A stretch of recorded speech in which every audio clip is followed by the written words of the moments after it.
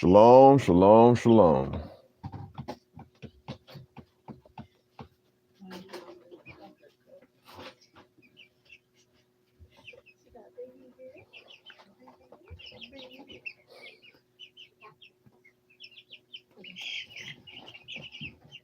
Shabbat shalom. Shabbat shalom.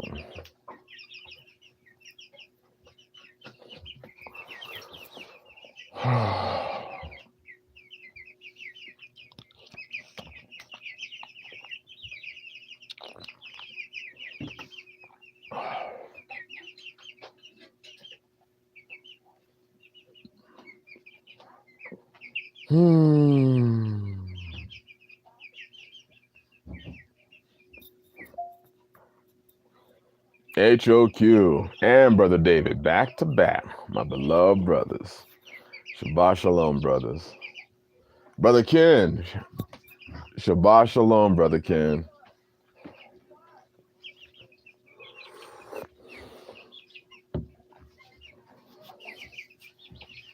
Brother Michael Sanders, Shabbat shalom, brother. Shabbat shalom, Brother Michael. Hallelujah. And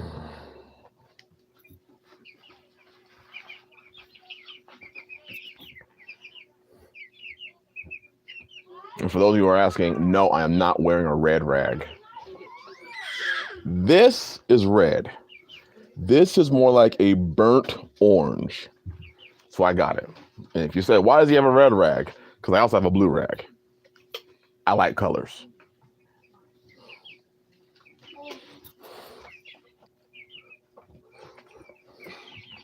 Sister Roshana, Shabbat shalom to you and your head. I honor your head, sister. Oh.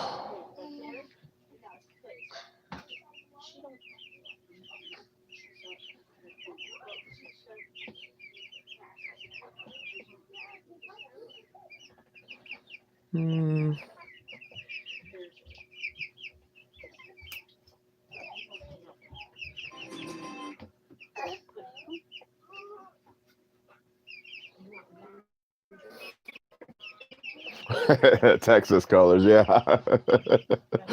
No, not Tennessee. I just like wearing rags. I've worn rags a large portion of my younger years, so I just like wearing them. They're comfortable. Sometimes when you don't feel like wearing a beanie, even if it's cold outside, you can throw a rag on and kind of cover your ears, and it's not too heavy. It doesn't get in the way a whole lot. And then in the summer I wear them because I sweat a lot, and then that helps with the sweat. So it's kind of dual purposed.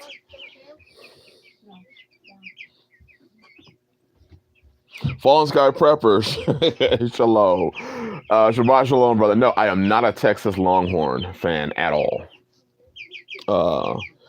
In fact, one of my brothers that played football went to Northwestern University. And I actually went to watch him in the Rose Bowl when he played.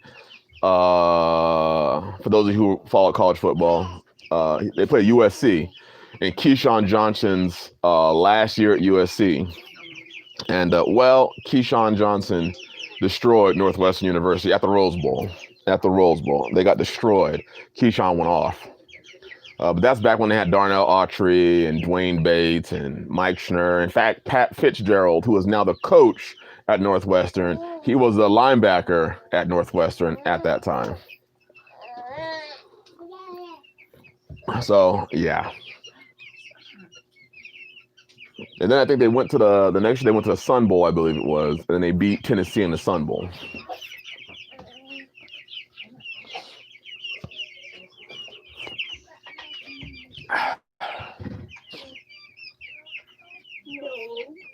Uh-oh. Let's disconnect that.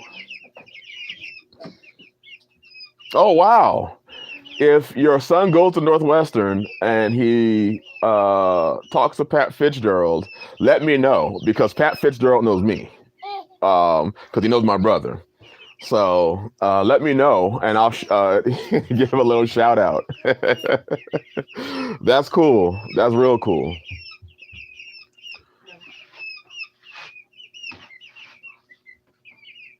Oh, Brother Melvin said, "Oh my gosh, when I saw your Wise video about the washer, I thought up a design for a dryer out of the other half of your drain bucket." Huh. Well, you know what I'm saying. If you don't mind sharing, send me an email. Uh, yeah, those 55-gallon barrels out here where I am, they get them in droves. Like they get them in mass quantities, and uh, well, they cost $5. So I have them all over the property for different reasons. Every one of my roofs, my chicken coop, both chicken coops. I have two coops here. So both coops, my goat house, my tool shed, and my wood shed all have 3 or 4 barrels connected for rain catchment on them. And then I have just barrels that just caught rain catchment from random roofs that I use hoses. And I just store a ton of water. But a lot of them I use for buckets, like if I'm carrying like manured hay from my goat pen. It's about a 100-yard walk from my goat pen to where the gardens are that I'm using it. So I cut a 55-gallon barrel in half, load it up with manure and hay from my goat pen, and just carry it over here. Since I don't have a tractor, I have become the tractor. But I use them for everything here. Everything. Oh, wow. Get them while you can. I had a source for them for years, and now it's gone. Won't be returning either. Wow. Wow. And that's a great point, brother. We'll talk. I don't know if you've seen, I have dual live streams. I have one for today and one for tomorrow. So I will be on tomorrow, y'all willing. That kind of is a nice segue to get the stuff while you can. Get the things that you need while you can. I have a wheelbarrow. I have 2 wheelbarrows, brother. But the problem is I have cut down so many trees, and I have so many divots and rocks in the way that it's honestly easier to just load up 27.5 gallons of it and carrying it than it is to have to get to a spot, pick up the wheelbarrow, put it down, move it another 10 feet, pick up the wheelbarrow, move it down, move it another 10 feet. By then I've spilled material off of my wheelbarrow, so it's just easier just to load it. Some of you have seen the contraption. I cut the barrels in half, and I cut 2 holes, and I tied rope through one hole and around in the other hole. I use that as my handle, and I just put that over my shoulder, and fill up the other one, put it over my other shoulder, and just carry, the 2 barrels full of the material where I need it to go. That's just easier than having to pick up and put down, because by the time I get it to my gardens, I've lost half my load. Okay, that sounded wrong. I've lost half of my load in my wheelbarrow by the time I get to the garden. So it's just easier just for me to load up the barrels and carry them. That's right, Brother David. I mastered being the human backhoe. Right. Right. Yes, past several years, if you see something you might want or need, you better get it, because when it's gone later and stored, can no longer order items as it's only produced seasonally or one time. That's right. That's right. Brother David said, use money now while available to prepare for when money will not be enough or not available. And we're going to talk about that tomorrow. The very interesting things that are taking place. I don't know if you heard about that Maryland governor who ran for president this year, apparently, who said that perhaps we should attach stimulus checks to the vaccine. So you encourage people to get the vaccine by floating a $1,500 stimulus check in front of their face. Yeah. And I posted the news article. I posted a news article and a screenshot from my live stream tomorrow. So we'll talk about it then. Right. I'll just be broke. Me too. Me too. Again said, yeah, I saw that. It's very interesting. Very, very interesting. And I know a lot of people have that. That's right, Elkown. That's it. Come build bricks, said Pharaoh. That's right. For those of you who have read how the children of Israel became enslaved in Egypt in the story of Jasher, you'll understand what Elkown is saying. Come build bricks and build the cities of Pathim and Ramses. Come build them. And the children of Israel said, okay, we'll do it, except for Levi. Levi did not go. And that's how they became enslaved. Right, they're doing fine without stimulus checks. Sister Tiffany Mitchell, Shabbat Shalom, sister. A lot of people are, I ain't doing it. I don't care what. I think I saw Emu 5454 in here. If I did, brother, forgive me. Yep, I did. Shabbat Shalom, Emu. Shabbat Shalom. Ronnie Rainier, Shabbat Shalom, my brother. Shabbat Shalom. They're going to run out of vaccines if the check is attached. People was waiting for $250 grocery cards for hours. Right. In Miami, Publix had a card giveaway. 500 gift cards for Publix. And they had people camping out there, hundreds, way more than the 500. Hundreds of people camped out in the parking lot at Publix trying to get one of those gift cards. Hundreds. People came from out of state, out of county. So when you look at that possible, well, not possible, it's now probable shortage on finances, people are going to sell themselves out to get money. They talk real tough now, but when you ain't got no food and you about to be homeless, you'll start that compromisation period of like, well, it's only a shot. Well, it's no big deal. I got a flu shot, so what's the difference? And before you know it, there you are, in line, after all that talk, ready to get your shot. Elkan, you keep saying that, brother, and I keep agreeing with you. It's better to have a mean cottage than to live in another man's house.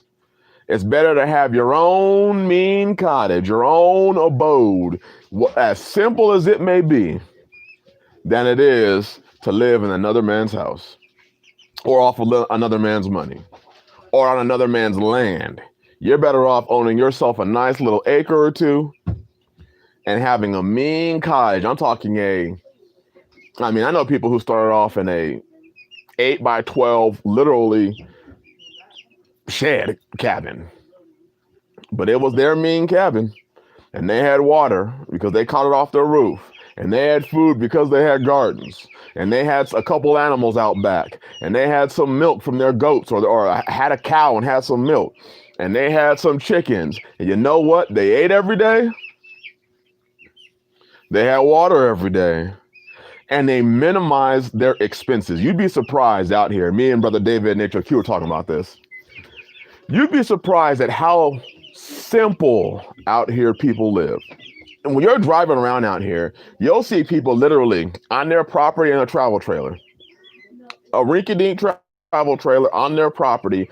And you talk to people like, yeah, they've been there for like 15 years.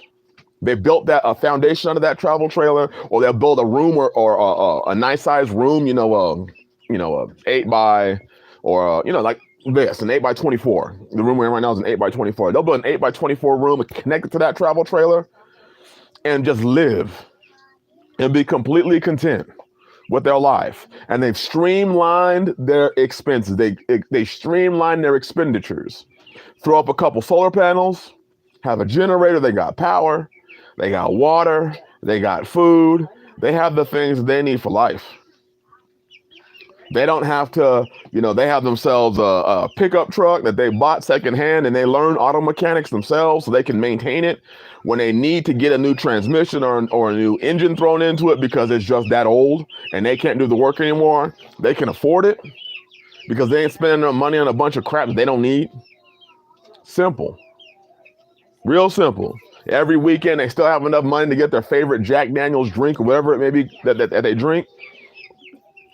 They survive living off of meager income. Some of these people will work at like Dollar General 20 hours a week, 15 hours a week, and they're living. We got people today that are about to be kicked out of their $200,000, $300,000, $400,000 homes because they can't afford it anymore. Losing everything that they ever invested all their time and money into, gone. And this guy's just chilling. Just chilling. Living his best life.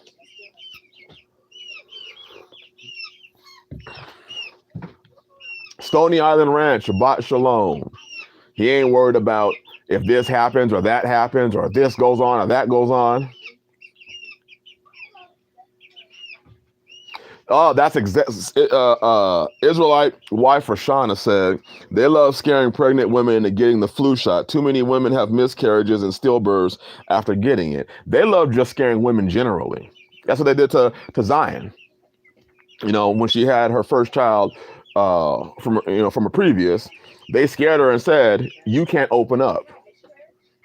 You can't open up. So we have to cut the baby out. Scared her. Absolutely tried to scare her. And it worked. And they're going to sell that fear again. Rico, shalom, shalom, Shabbat shalom. I'm with you, Brother Ronnie. But you all have to understand, and we'll talk about this tomorrow more in detail. That's good, modern 401k, mobile home, few acres, garden, flock of chickens, milk goat, and a few sheep. Brother, that's it. That's the modern 401k right there. I was gonna say, for those of you that are adamant you're not gonna get it, I just want you to really think about it, and because then now you gotta start planning. If you're saying I'm not going to get the vaccine, imagine what life would be like if you can no longer go to work. Just think about that, which means your income is greatly reduced. Greatly reduced. Imagine what it would be like if you can no longer go to your favorite grocery store. Yehudi Doctor, shalom. Brother Chris Ferranici, shalom, shalom, shalom. Imagine what that would look like if you can't go to the grocery store. You can't go to work. Your job says, where's your vaccination card? You don't have one. A woman just asked both my sons to help her move out of $750,000 home to a small apartment in the hood. Wow. $750,000 home. Jesus. All that money gone.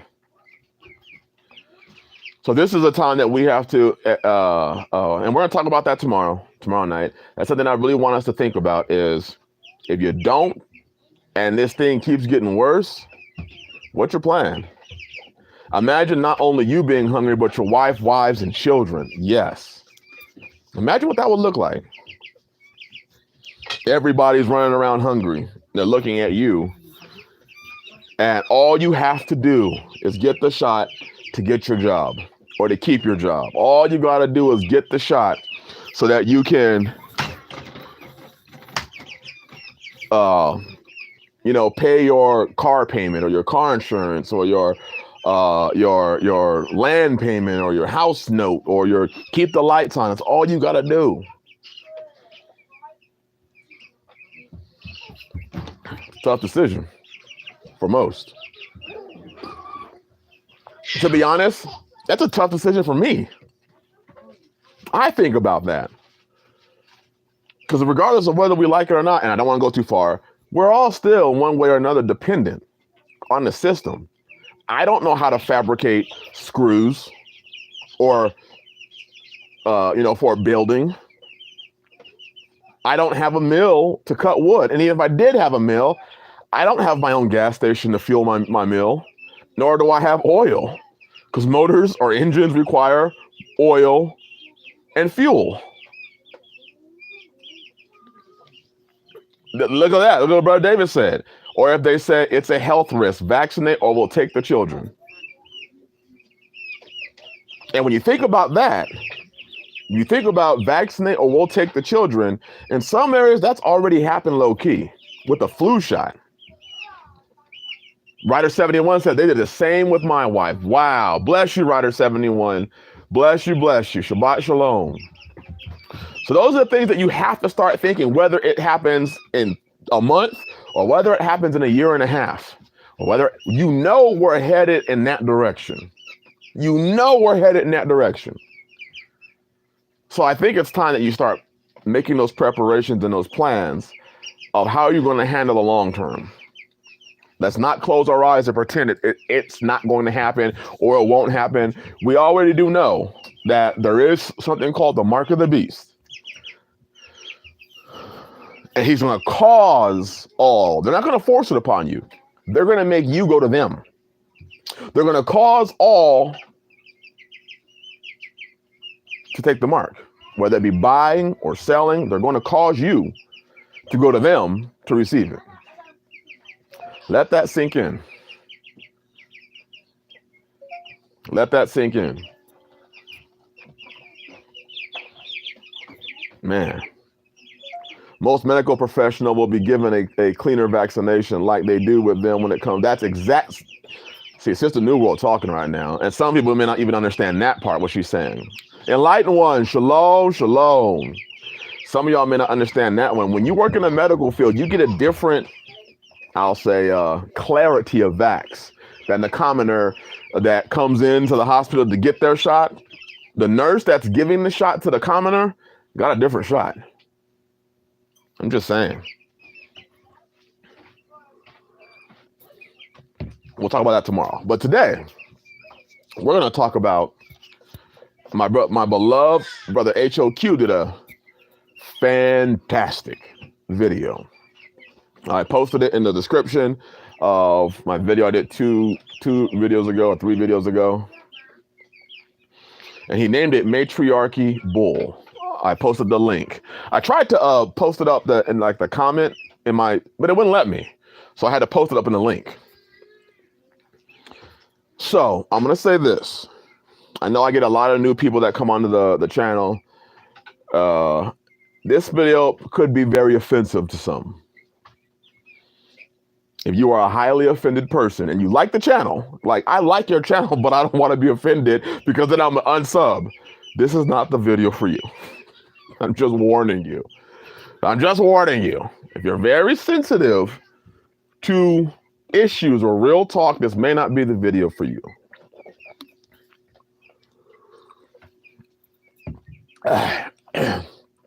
Brother Melvin said it. Don't be soft. But it's weird, Brother Melvin, because throughout the week, excuse me. Whew. I swallowed a piece of bark. It fell in my coffee.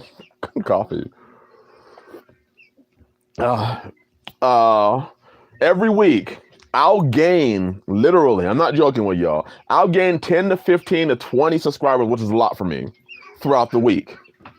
And I'll lose them all on the Shabbat live stream. I'll gain them and then lose them all that next Shabbat live stream. That's why I tell people, if you want just preparedness or homesteading videos, that's usually my first day through 6th day night.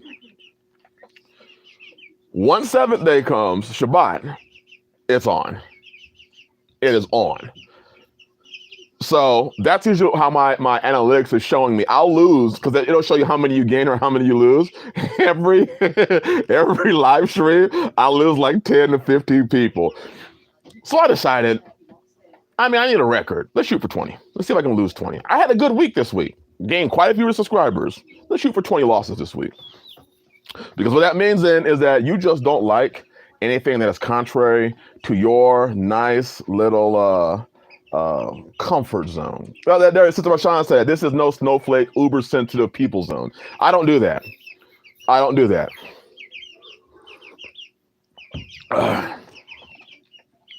Matriarchy, manipulation, lies, and self-deception.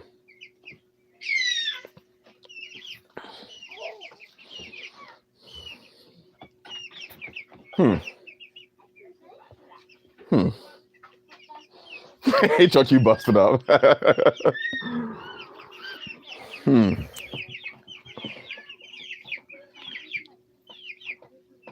One of the most terrible things that I have seen that is taking place right now is this big, especially I'm referencing specifically in the faith.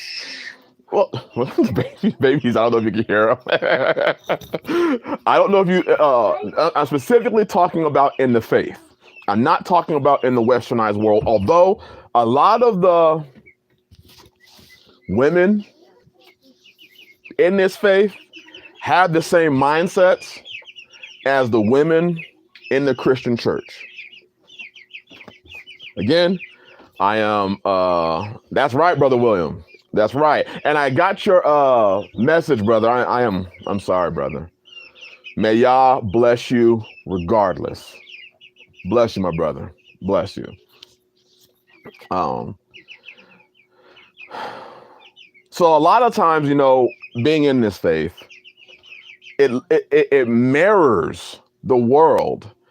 And I guess people believe, because if I talk to Light in the Kitchen, I guess you will believe that if they throw on a head covering and a skirt, or men, they throw their fringes on and they change their name to something you can't pronounce because it's so complicated. But they live almost the same life they've always lived. I guess they believe that they are living something. When the Bible says, be ye transformed by the renewing of your mind, I see that as a precursor. The renewing the mind is the precursor to the renewing of your life, of what you do, of everything that you live. I don't see it as you renew the mind and you just keep pursuing the same way you've always lived. I see it as you renew the mind and your hands will follow. You renew the mind and your body will follow. You renew your mind and your footsteps will show that your mind's renewed. You'll see it. That's the problem. We're not seeing it. We're seeing people do and live the same thing. And one of those the big issues that I'm in this live stream I'm discussing is in regards to women. I think next week I'm going to talk about the men. I'm going to kind of emulate what Paul did. If you read Paul's writings like Ephesians 5 or things like that, you'll see that Paul always started off with the wives. Then he went to the husbands. Read Ephesians 5.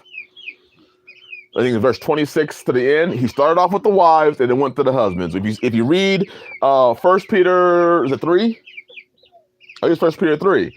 He started off with the wives, then he went to the husbands. So I'm going to start off with the wives this week. And then next week, we're going to talk about the husbands, the men. Although we are going to hit on the men some this week too. I don't know if you've seen, but there's a very strong movement within the faith.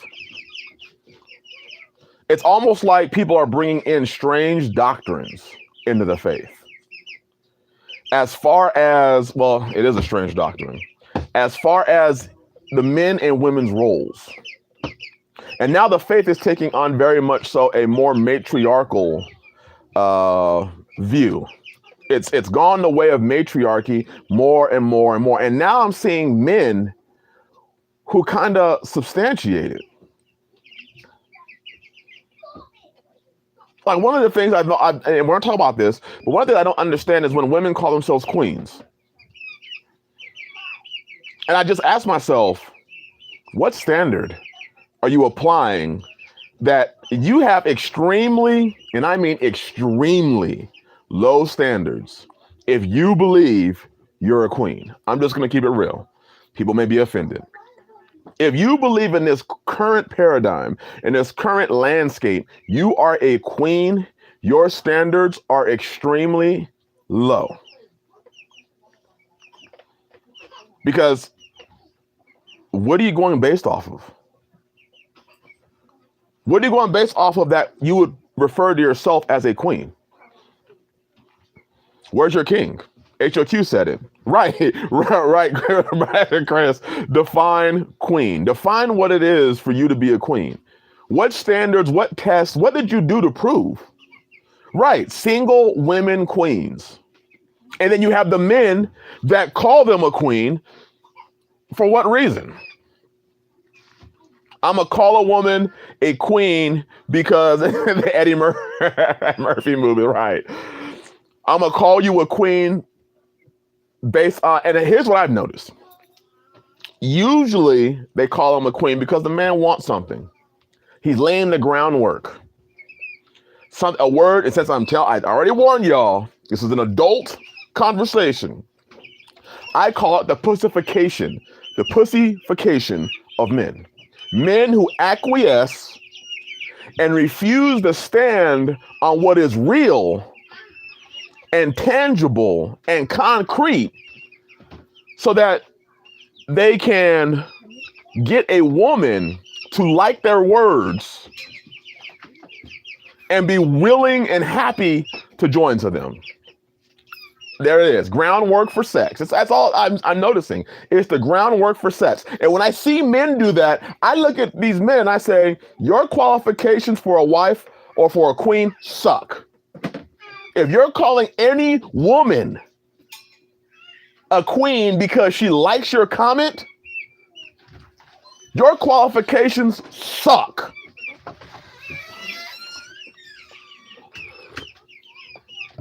The qualifications is you like my comment, you like what I said. And in this faith now, what I see is if you're a black woman or a Hebrew woman, as my brother HOQ was saying, you're a Hebrew woman, you're a queen. You sure about that? So we're going to go into some of the comments that I hear spoken quite frequently in regards to the matriarchy, the self-deception, the lies and the manipulation. Because see, I don't see myself as a king. I'm a brother. I'm a man. And my wives aren't queens. They are wives. And they are sisters to you sisters that are in this chat and those that comment, they are sisters. And I'm no king. I'm just a man, a brother in this faith, living this out, walking it out.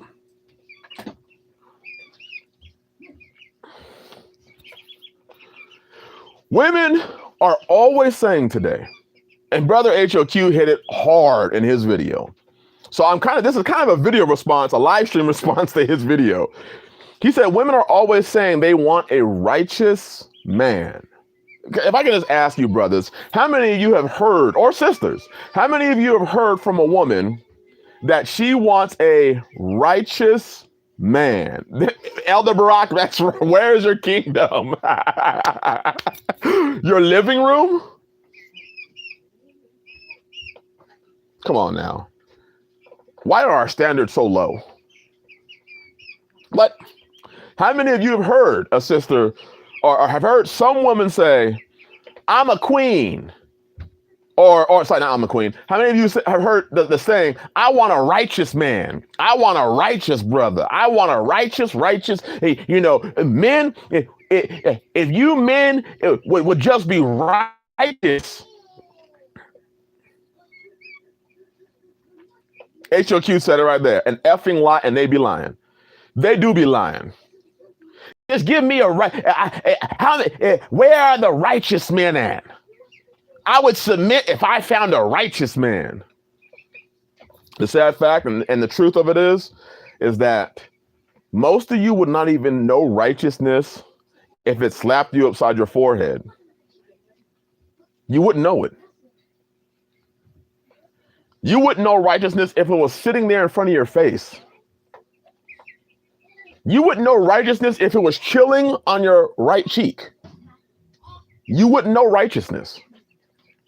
You base righteousness, Sister Rashana, women calling females queens come from the Kemetic community. They worship the female heart, and you are right, because I did study Kemet. Well, in my study is I was in the faith and I heard a lot of people mentioning it, so I went and did some research. And yes, there's a lot of hard female worship. And you see, it's now leaked into the faith. So when you read the Bible, brothers, I want you to think about something. When you read the Bible and the Bible tells you to avoid these strange women because they will turn your heart away from the Most High, don't just look at them and say, well, their skin color is my skin color, so they're righteous. No. You're seeing a lot more strange women within the faith, so-called in the faith, who are bringing in strange doctrines. Uh-oh, there's a baby on the run. Wait, give me that controller. Who are bringing in these strange doctrines, these strange ideals that they are queens. And as you just saw, that's it, Brother William, that's exact. I was going there next. The only queen that I know who really didn't need a king was Jezebel. Jezebel. So when you call yourself a queen, you're just saying you're a Jezebel. I would be very careful because you think that the origin of these ideals is in some way the book. And those ideals that you are getting are other gods from other nations, strange gods, the ones that the Most High did not want his men. You remember, Yah warned the men and said, you stay away from these sort of women because they will turn your heart away from me. And now you got these so-called sisters who are bringing in these strange doctrines. I'm a queen. That I'm a queen, but I've had men ran through me left and right. And I've had, I'm gonna hit something. Wait, brother, everyone's saying Brother David says something. What is it? Women say that until they discover that righteous men are not single. Woo!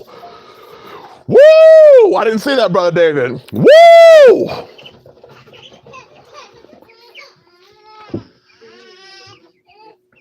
They don't ever ask the question. They don't ever ask the question. If you want a righteous man, here's what the women do. I want a righteous man, and I'm not speaking pro-monogamy, pro-polygyny. I speak pro-marriage, and that's monogamy and polygyny. I want a righteous man as long as I can have him for myself.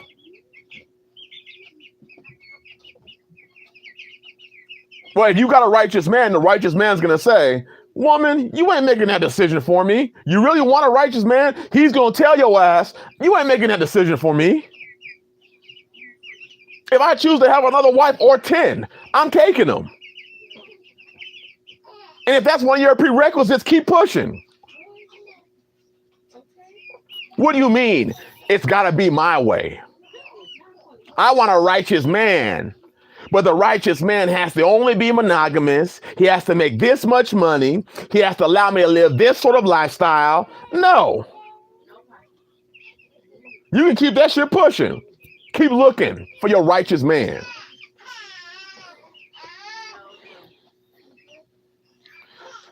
Women always saying they want a righteous man. They want righteous men to step up. What is with this idea of these women want men to step up? Step up to what? Have you ever asked yourself that question, men? When they say they want you to step up, to what? To what? Let me do something real quick. It's gonna hurt some feelings, but it's okay. We all men, we all women, we all say we love the Most High, right? Do we not understand? Because see, I understand this as a man. I get this as a man. The more shit I have in my life that has destroyed me, lowered my value. For instance, how many of you sisters, married or not, are looking for, or if your husband just drowning in debt? Drowning in debt. Every time he went to work, he came home, the money just gone, debt. Not educated at all. No dreams or aspirations at all. Had a record the size of Michael Jackson. Had AIDS and herpal AIDS and gonosyphilis. They had all the connections. How many of you sisters would be lining up, raising your hand? I want that man. Oh boy, oh my gosh, oh my gosh. And in fact, if that man came up and said, well, I'm a king, you women need to step up to my level, y'all be looking at him like he was crazy. Y'all be looking at that dude like he was crazy to even let it come out of his mouth that he's a king. And that's right, Brother Chris. It works both ways. It works both ways. He's a king, but he's got nothing. No land. The only land he's got, and he barely got it, is a parking spot he pulls into that says 649. That's the unit number. Y'all be looking at him like he was crazy. Completely crazy. Because his value would have been lowered, right? He would have a lower value. You would call him a scrub if he did not have a car and was asking you, hey, baby, can I take your car real quick? I need to go somewhere real quick. You'd be looking at him like he's a scrub, as a song called. I don't want no scrubs. And then the men can't say, I don't want no pigeons. Right? So what makes you sisters think that your value is somehow higher when, according to the Bible, men wanted, Brother Ken, you're not coming from your father's house. You're not a virgin. In fact, you're not a virgin multiple times. You have been in and out of failed relationships left and right. These are the things that men find value. We find value in these things. Men of Yah find value in these things, sisters. So you didn't come out of your father's house. You've been in and out of relationships, left and right. You may have even had a man or two's children. You're not bringing any skills to the table. You're not submissive.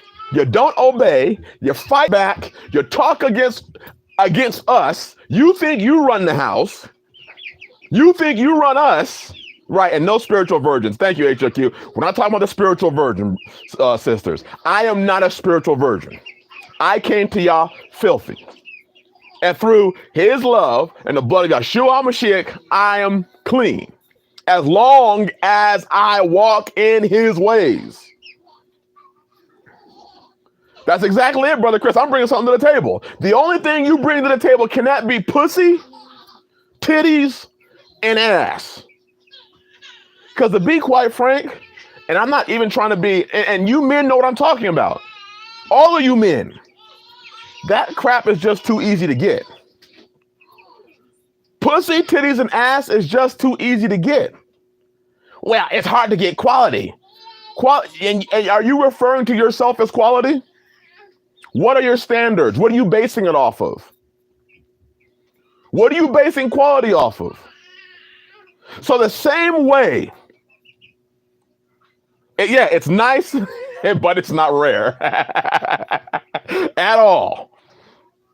So I'm just saying, when you look at that, you have to ask yourself, what makes you a queen? And what makes and the same crap that makes you a queen in reverse makes him a scrub. You ever ask that? You see women, I don't want no broke. He better know how to pay. He ain't better know how to pay my bills. He better know how to take care of me. Well, then here's my qualification for you. I want a virgin. You're out. You're out. Look at the Bible, read the Bible, and see the value of a virgin. And I'm not knocking somebody because they aren't a virgin. What I am saying is this. At that point in time, you have to realize you may be a dime, but that's a dime out of a dollar. That means you're a 10. I'm a dime piece. Yes, you are worth 10 cents. I absolutely agree with you. But the price is $10. So you are 1% of what I need to buy this thing. L count said the sub count is falling fast. So I don't understand. I don't understand what makes you a queen. What standard are you basing that off of? How are you a queen but he's a scrub? Oh, woo! Look at Khalifa Ban Yasharallah Kai. Bless you, my brother. He said, only virgins have the pre-qualification for prophetess.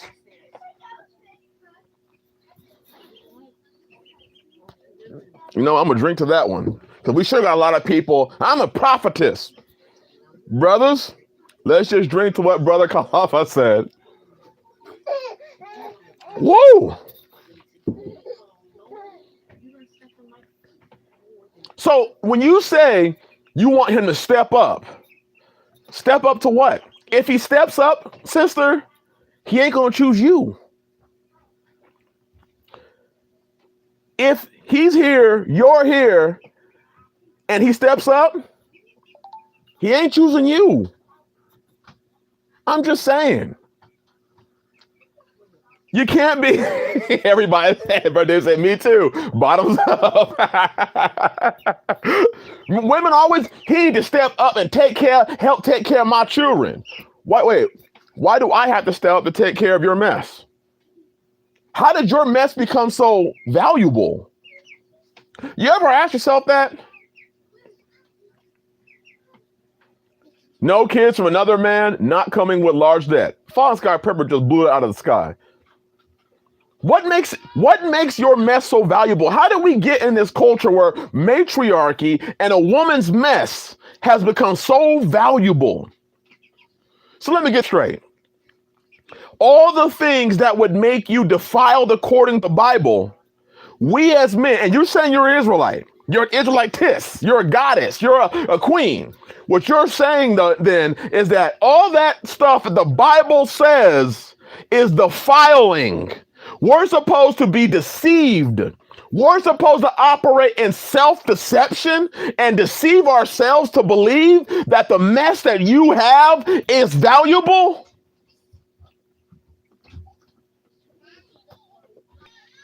What makes you think that? What happened inside of your head that made you believe that all the crap that the Bible speaks against that you have going on in your life is valuable? You are operating, sisters, in confusion. And Yah can't be in you. I'm just going to keep this shit real. Yah cannot be in you because Yah is not the author of what? I'm waiting for y'all to say it.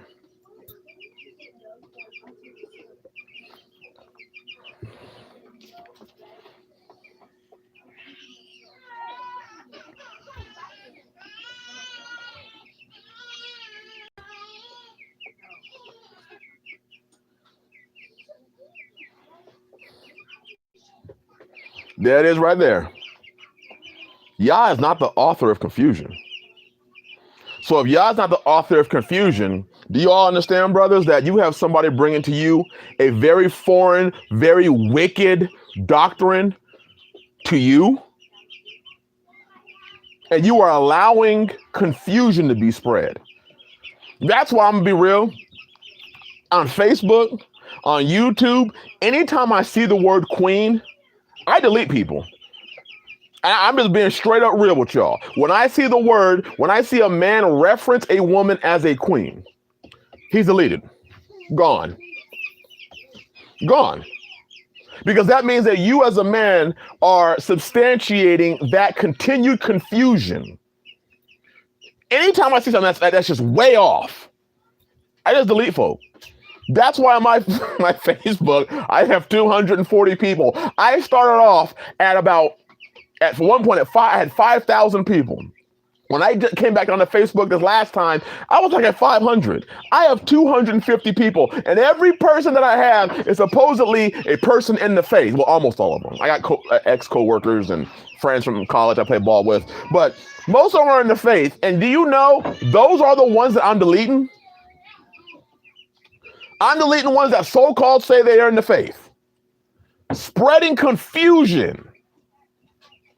Because that means that people will continue to like you. You might get a second or a third or a fifth or a 20th wife. All you're doing is adding people that are going to take your heart away from the Most High Yah. That's all you doing. And I'm going to tell y'all something I ain't seen, and I ain't never seen, I ain't never going to see, and I never will see it. I will never see a woman worth my salvation. I won't see a brother, a woman, and you already know I have 3 children that are not with me right now, or a child that is worth my salvation.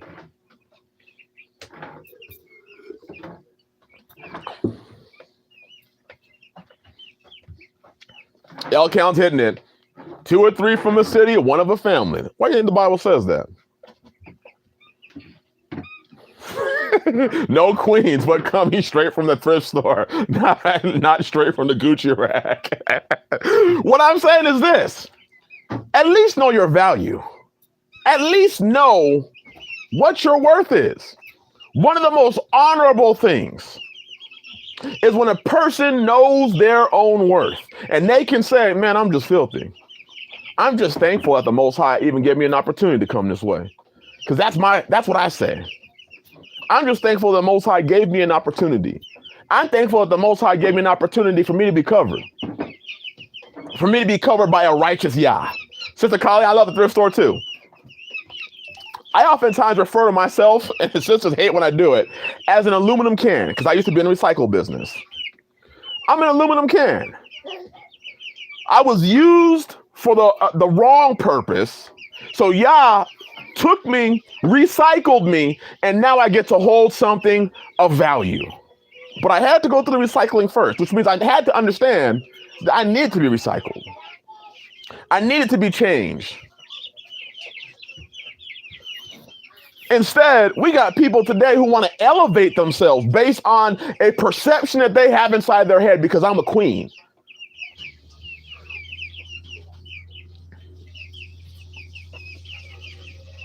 So what I'm saying is even if, that's right, going through the fire. See, Sister Conley, you got it.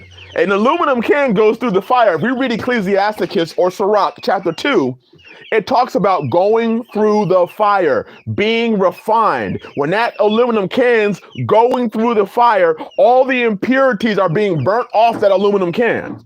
And then it's reshaped because it's now pure aluminum.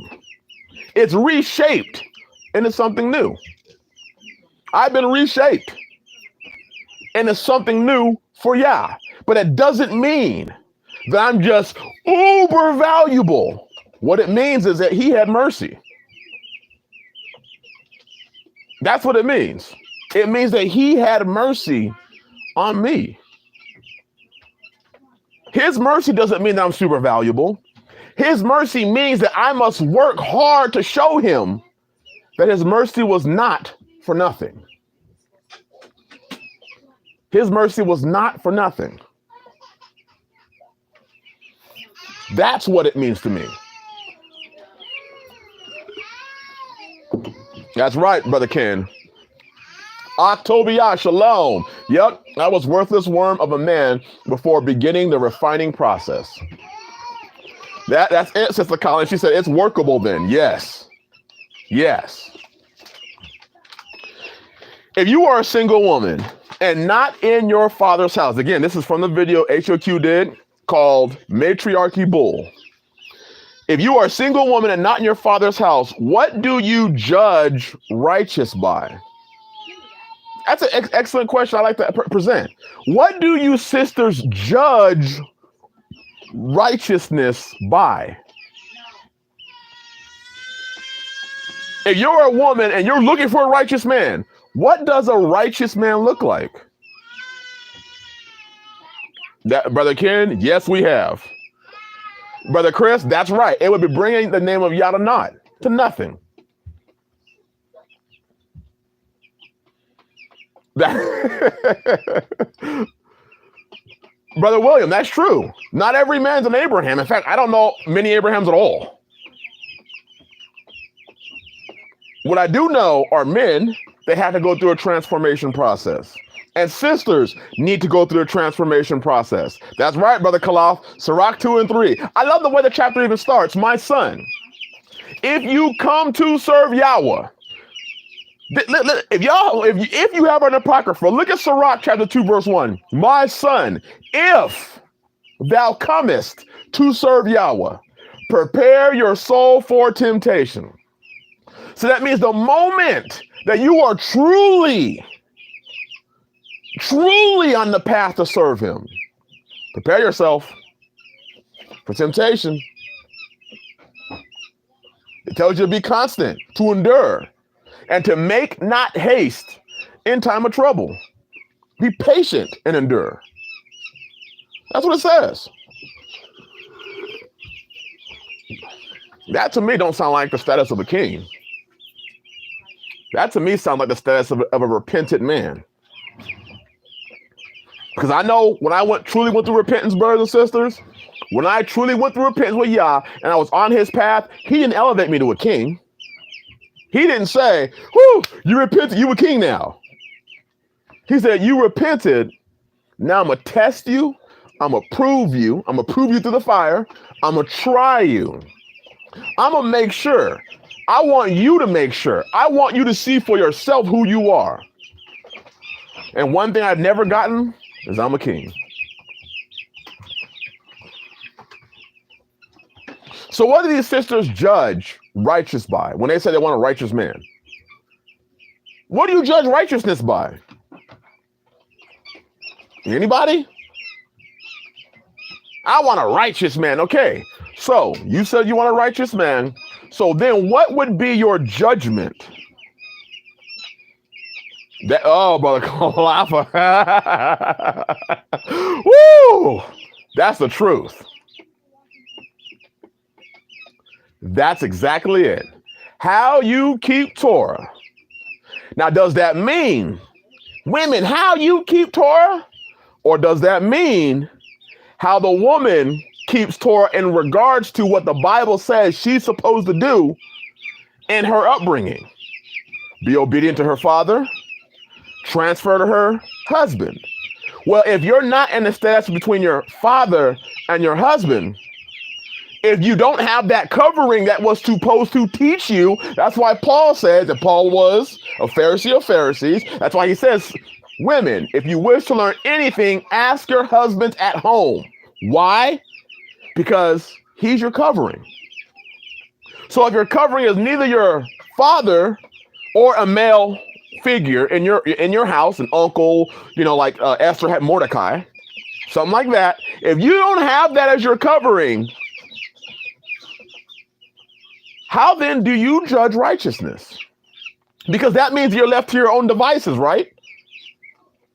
The woman is left to her own devices. Let me ask a question, and with the permission of the heads. Let me ask, if with your permission, may I ask your wives?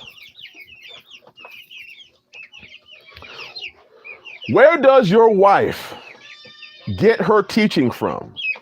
Is it from A, the internet? It better not be that. Is it B, you, or is it C, herself? What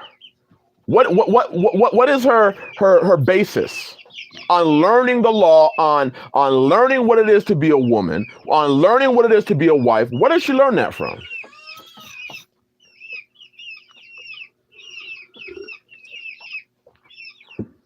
Oh, Sister Angela. Oh, woo! We got an answer. We got Brother David. He said himself, okay? Brother David said his wives learn from him.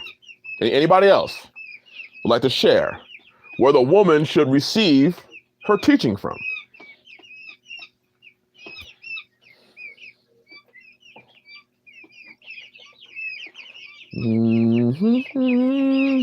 I need at least two or three witnesses. So somebody, Sister Angela, of course, their husband. So Brother David said me, Sister Angela said their husband. So then that is where, there we go. Sister Tina said, I learned from my husband. Emu, the husband. Brother Ken, me. When she hears something strange, she comes and asks him. Fallen Sky said, the man of the house. That is truth. So, if I may ask, where would a woman who was neither in her father's house, not in her husband's house, and not covered by any male? Oh, Ryder. He said, young and restless.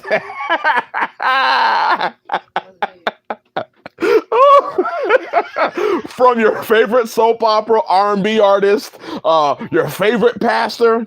Ain't what the book says at all. At all. So, according to the book, according to the Torah, her teacher, she should be learning from her husband. That's where she should be learning. That's where she is going to get the example of righteousness. For instance, that's why we see an epidemic in today's society. We see a lot of single women who didn't have a father in their life. So these women, when they don't have a father, the teacher becomes whoever speaks smooth things in her ear, whoever teaches the best that she likes. If she likes how that person's teaching, I'm gonna choose him to be my teacher. I'm gonna choose that man over there to be my teacher. I like what he's saying. I like what that guy back there is saying. That's why you see a lot of men gender their teachings towards what women want to hear. Well, that means she's listening to people who are teaching them her smooth things that she's going to like. Swagalites. There you go.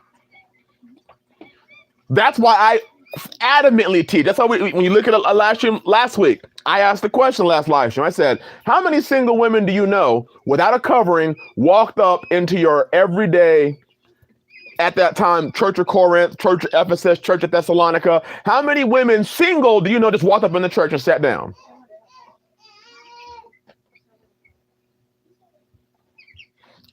Writer said, my wife asks what I say as truth, takes what I say as truth. She reads it as I do. Woo! That is the truth, writer. I don't see an example in the word where uncovered women, whether it be a relative in her family or her husband, just have the authority. And I'm studying. I told you I'm studying. I studied and I'm still studying it. I haven't seen an example yet where a woman was just able to just walk up in the church and sit down. When a woman listens to too many teachers, she becomes unstable, confused, and remains single. And for you sisters, that's from a woman who has been married many years. Bless you, Sister Angela. How many? 25 years. That's older than some of y'all were, than some of y'all are.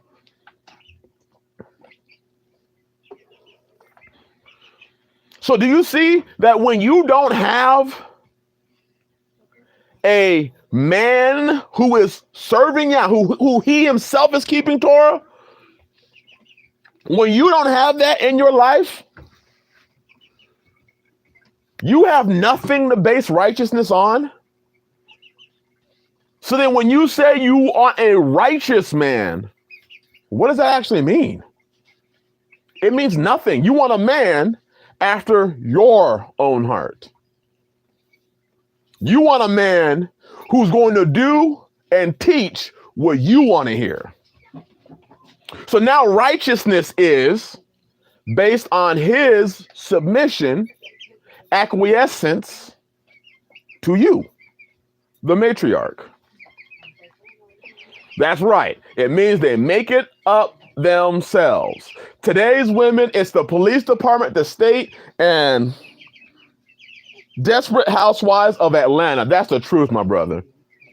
And they try to carry that into the faith with a head covering and a name change. So you can't say you want a righteous covering because you don't know what righteousness is. And I'm not trying to hear, I am not trying to hear this stuff that they be trying to push out there. Well, I'll just ask the Holy Spirit. The Holy Spirit will tell me.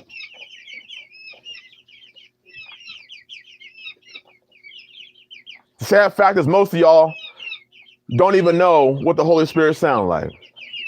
You talking to a snake who's up in a tree, and you think it's the Holy Spirit because it's saying what you want to hear. Because let me tell y'all something. When I hear from the Ruach HaKodesh, it's usually going against what I think. I'll say, I'm going to go do this. And he'd be like, nigga, that's stupid. I don't know if y'all ever heard him talk like that to you. But he'd be like, that shit's stupid. That is a dumb decision. And he's like, oh, so I shouldn't go that way? Exactly. Not what you want to hear. That's when I heard the Holy Spirit. He didn't tell me I was doing a great job. He didn't say pat yourself on the back. He led me to all truth. He is the Spirit of truth who leads and guides you into all truth. But here's the problem. So many of y'all think that you're just perfect. You are truth. No, I'm going to do what Ecclesiasticus, was it 3 or 420, 428? 428. Listen to this, brothers and sisters. Ecclesiasticus, Sirach and the Apocrypha, chapter 4, verse 28. Strive for the truth unto death. When I see strive for the truth, that means that I never get to a point where I'm just like, I'm cool. I got it all. It's a constant striving until I die.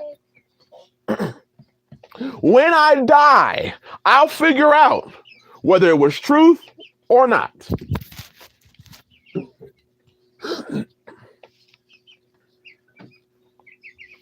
How can a righteous woman recognize a truly righteous man? She's requesting something. Oh, wait. Let me show that one. So she's requesting something that she's not. Ooh, wait. And let me tell y'all, Sister Angela will bring the heat. She corrected somebody in a stream that we had at Tabernacles, and Sister Angela was dead on.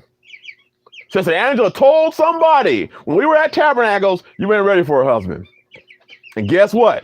Sister Angela was right. Sister Angela, you know what I'm talking about.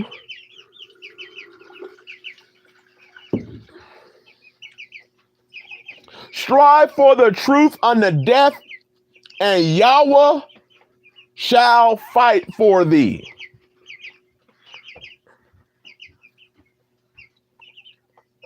That's just straight up real. That's just straight up real. This is the problem, and this is why a lot of women would rather rely on their own imaginations instead of going to somebody, instead of truly seeking somebody that is going to tell you the truth. Because if you went to somebody who's going to tell you the truth, it's going to hurt your feelings. That's what the truth does.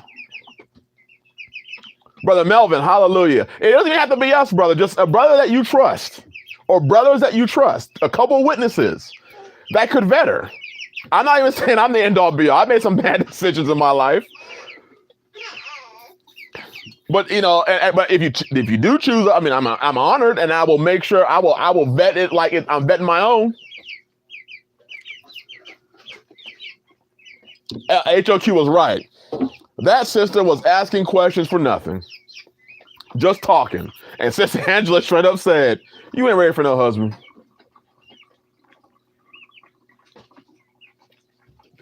Women assume they are equal as the world tells them. That's the truth. So I'm just trying to present this to you. How do you know what righteous looks like? How do you come to the conclusion of, I want a righteous man, and therefore when a righteous man comes before me, I'm going to know that he's righteous? How? Some of y'all women, and I'm talking to those of you who are going to watch this after this stream goes up, some of y'all women think that I'm unrighteous because I have multiple ribs, multiple ishas. You say I'm unrighteous. So how would you know righteousness? How would you know? I've heard sisters say because a man has firearms. HOQ talked about it. He doesn't trust Yah. He's not righteous. If you've got food storage, you're not righteous. If you don't have your children and family stuck up in the middle of a city, you're not righteous. If they basing righteousness on their own opinion.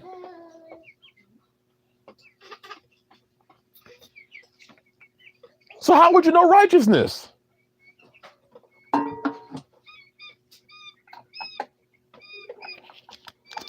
That's right, brother kid. It's in the book. Elcount said it. They don't know Torah. They don't. Who taught you? Who taught you? And not only who taught you, but is the one that taught you currently living it? My righteousness is not defined by a woman. Just saying. Right. My righteousness is defined by what this book says. Not your opinion, not what you think, not because you got foolish questions. It's defined by the book. These same women will call Moses, David, Abraham, Jacob, all unrighteous. Simply because they have more than one issue. It doesn't matter that the father called them, that's my friend. That's a man after my own heart. Still not righteous. You can't define righteousness by your feelings. You can't define righteousness by your emotions. You can only define righteousness, as the brethren have already said, by the law, by the Torah, by what they live. Not just knowing it, but living it. That's right, enlightened one. Defined by Torah.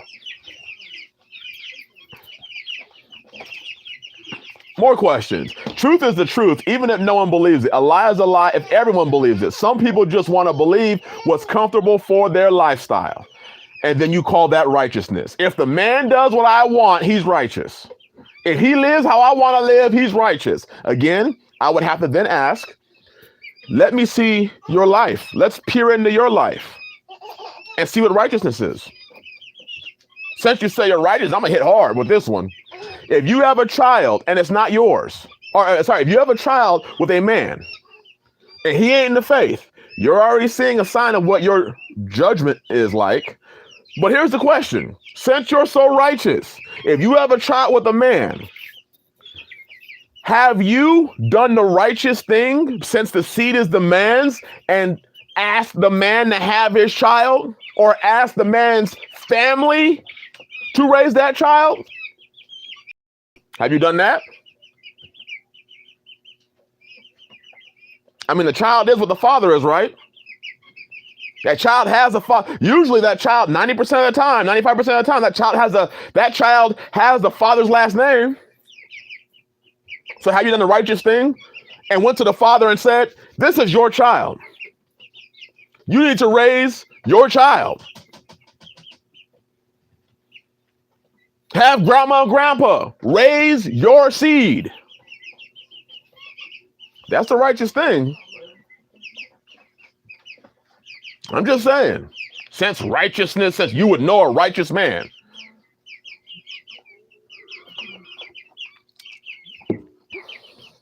Just saying.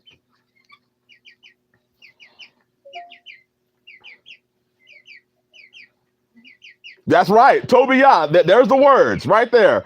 Bore him a son. Woo! Tobiah, that's fire right there, brother. If you can, my brother, can you find just one verse that has that? Where it says, and so bore him, not bore herself a son. She bore him a child. Sarah was angry, not because she didn't have her own child, but she wanted to bear Abraham a son. So much so that she gave Abraham Hagar. I don't want to listen to your hyper spiritual people. Well, that's what caused. So much so that she gave Abraham Hagar. I don't want to listen to your hyper spiritual people. Well, that's what caused. See, that's what caused the problem. No. Why don't you look at it like this? Sarah loved Abraham so much that she put herself. She put her own, what could have possibly been her. There it is. Tobiah presented. Genesis 21:7. And she said, who would have said to Abraham that Sarah would nurse children? For I have borne him a son in this old age. She bore Abraham a son. She didn't bear herself a son. So I don't want to hear about your righteousness until you start operating in it. Sister Angela said, Exodus is at chapter 2. We'll go there. We'll go there. Is that chapter 2 through 10? Oh, there it is. Thank you, Sister Angela. Here's another example. We'll start at verse 1. And there went a man out of the house of Levi and took to wife a daughter of Levi. And the woman conceived and bare a son. And when she saw him that he was a godly child, she hid him 3 months. And when she could not no longer hide him, she took for him an ark of bulrushes and daubed it with slime and with pitch and put the child therein, and she laid it in the flags of the river's brink. And his sister stood afar off to wit what she be done to him. And the daughter of Pharaoh came down to wash herself at the river, and her maidens walked along the riverside. And when she saw the ark among the flags, she sent her maid to fetch it. And when she opened it, she saw the child, and behold, the baby wept. And she had compassion on him and said, "This is one of the Hebrew children." Then she, his sister, to Pharaoh's daughter, "Shall I go and call to thee a nurse of the Hebrew women, that she may nurse the child for thee?" And Pharaoh's daughter said to her, "Go." And the child went and called the child's mother. And Pharaoh's daughter came unto her, "Take this child away, nurse it for me, and I will give thee thy wages." And the woman took the child and nursed it. And the child grew, and she brought him unto Pharaoh's daughter, and he became her son. And she called his name Moses. And she said, "Because I drew him out of the water." You look at this. This was the Egyptians. This was their custom. It was her son. That was the Egyptians' custom. So when all these people claim you Israel, and this is my baby, understand, you are covering yourself with the covering of Pharaoh, which is what Isaiah warned us against. I'm just saying, y'all don't even know you can't take any custom that you want and then make it Israel because you want to do it. That's called wickedness. That's called serving two masters. That's called being double-minded. I mean, Tobiah is just posting verses all left and right. Thank you, Tobiah. I think we got quite a few witnesses. So since you're so concerned about righteousness, he's still going. Since you're so concerned about righteousness, it should be awesome to see all these women who are so righteous start turning over these children to their husband. Hey, or their ex. Yeah. Anyways, let's continue. Thank you, Brother Tobiah. Thank you for everybody for posting those scriptures up, just to prove the point.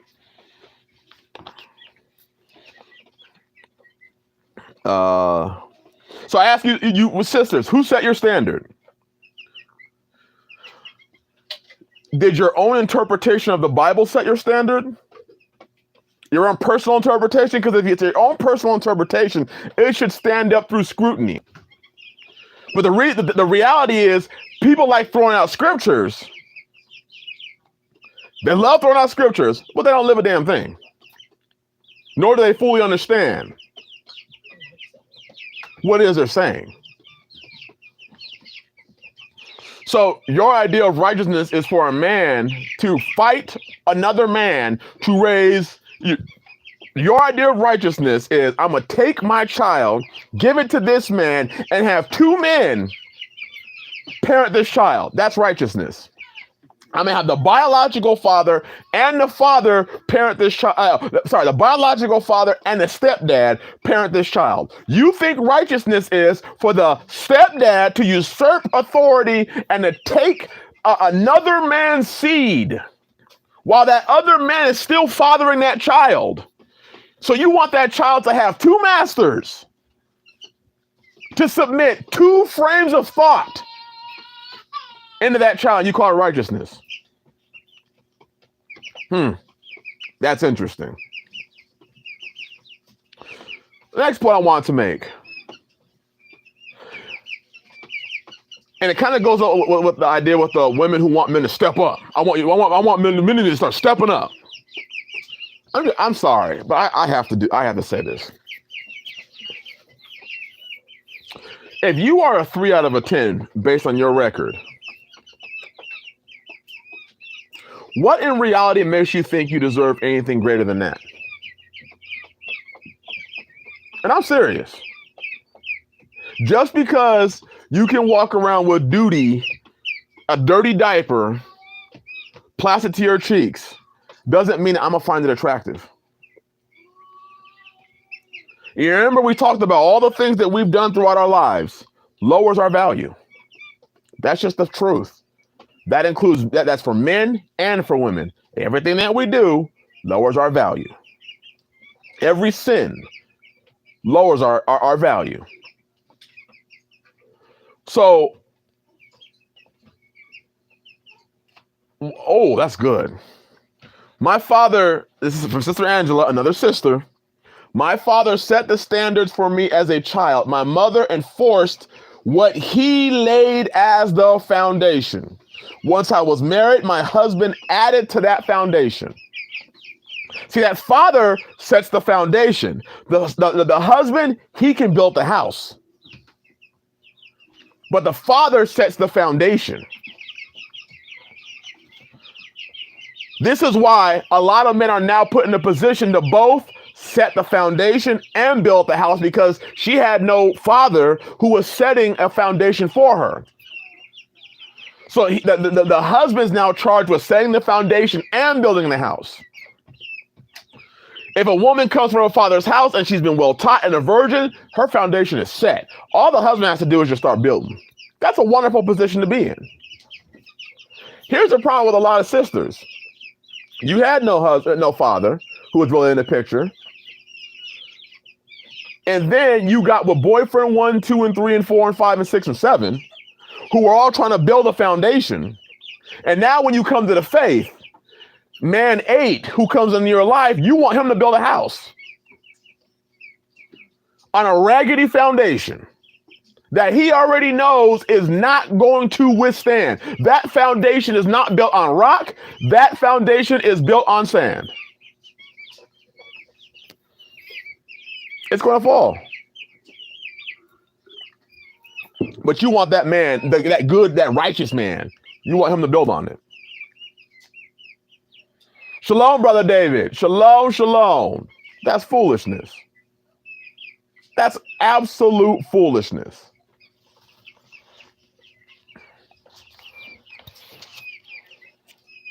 Oh, that Ryder, I understand that story, brother. I understand that story. Ooh, I understand that story. More than, oh boy. So if you are a 3 out of 10, what would make you believe that you deserve greater? And if that guy is greater, a 4 out of 5, you should consider yourself blessed. You should consider yourself blessed that you got with somebody that's a 4 or 5, instead of requiring him to be a 10. Because what would you do with the 10? What would you do with the 10? Except find yourself divorced later on. This stuff don't make no sense. It's like traditional westernized Christianity has just permeated into the faith, and people think that's okay. No problem with it whatsoever.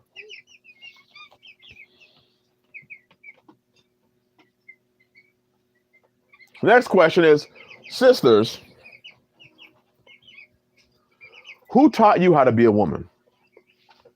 Honestly. Who taught you how to be a woman? The Bible says the older women in this faith were to do it. So you have your father and you'd have the older women setting a awesome foundation for you. But who actually taught you how to be a woman? What standards, or who set the standards for you as a woman? Is it really the book? Is it really this that set your standard as a woman? Or is it your own opinion? Your own thoughts?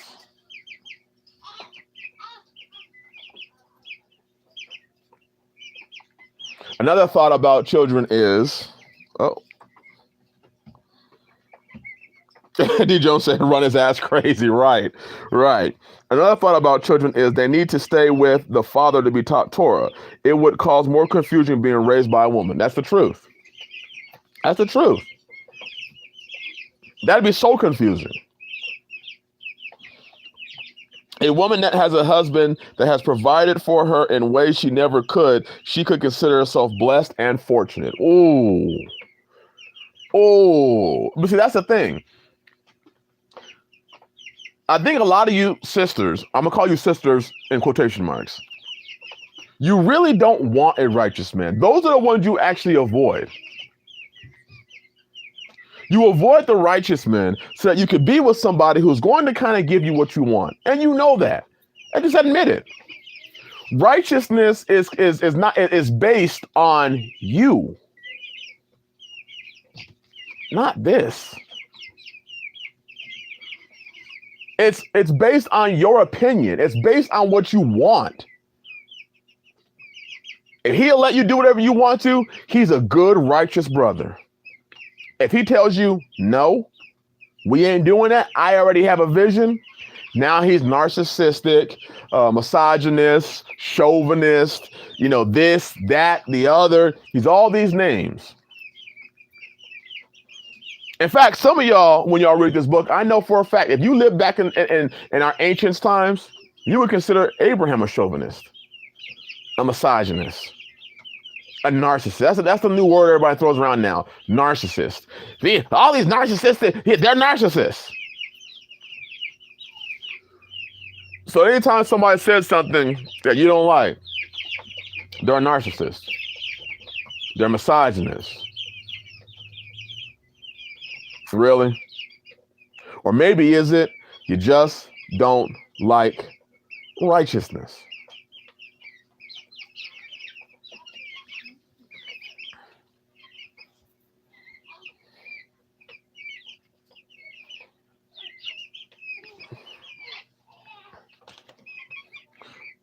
Oh, what would you do with a 10 when she struggles with basics? Oh, writer. Woo! Basics. She can't be quiet. She can't submit. I mean, I would say based on what I read in the book, submission is Yah puts a very high price on submission. A very high price on submission. Oh, perfectly imperfect. Bless you. Welcome to the channel. I've never seen your comment before or seen you here before. Welcome to the channel. Hallelujah. The brother or sister said, unfortunately, the older women are enabling the younger women to be terrible. It's a younger woman. That gives us even more power. Let me read this again. Unfortunately, the older women are enabling the younger women to be terrible. And this is coming from a younger woman who would probably want to be taught by an older woman who was teaching her how to be a wise, virtuous, or wise, going to be virtuous, loving, submitted wife. There ain't no teachers for her. Do you see that? She has no teachers. There's nobody there to teach her. They're teaching her to be terrible. Those aren't even my words. Those are her words. Do you see what we have? Bless you, sister. Welcome to the channel once again. Do you see what we have? We have younger women. There are a few who want to be taught right. Oh, you've been watching me for over a year now. Well, bless you. Bless you. I mean, who's going to teach them? Anybody? That's the problem. Even in today's time, the older women are jacked up. So they can't teach the young woman anything. Anything. Except how to be broke, single, jacked up, just like they are. It seems sisters want a righteous man until they realize he is a real man with direction. That's it. They want a righteous man until they find out he's righteous. That he's actually righteous, and then suddenly it's like, well, I don't want that no more. Whoa, wait. That's too much for me. I liked it when I had this over here. I liked it when I had men and didn't have a direction, because that meant that I could at least take the reins at some point. Let me see. There was a time when white women was saying we were taking their men away from them. It has changed. They now avoid us like the plague because of our behavior. Oh, Sister New World. You went there. In fact, Sister New World, we've experienced it. I've experienced it. My first wife was white. And I'm gonna put it out there. If I found a white woman who was converting, who would do what Ruth did and said, FY, your God will be my God. Your people will be my people and your God, my God. And she was willing to forsake the old, I'd bring her into my house, not a problem. But here's the problem. We got people now that are mad and saying, well, all you men, all you Hebrew men, all you all want is white women. Well, I mean, y'all saw the last video. I got 3 black ones. So that's not true. Number 2 is a man's going to choose what a man wants to choose. I like what brother HRQ said. He said by the time he's done, his family is going to look like the UN. I like that idea. I want a woman who's going to serve Yah and obey what the Bible says. All the rest that people can keep. All the rest of those ideas and they can keep it. And then I said it on YouTube, and I ain't taking this video down. So people can go ahead and judge and flip out all they want to. The covenant is all, this is Brother Kenan. Ooh. Writer. All righter. Brother Kid said that covenant is all about submission, man to the father and wife to the husband. That's the covenant. That's the book. That's it. Right there. That's it. Sister Kanisha said, definitely have to do a lot of unlearning coming from a single parent household. Sister Kanisha, I think that a lot of us understand that. I came from a household that was matriarchal. My mom was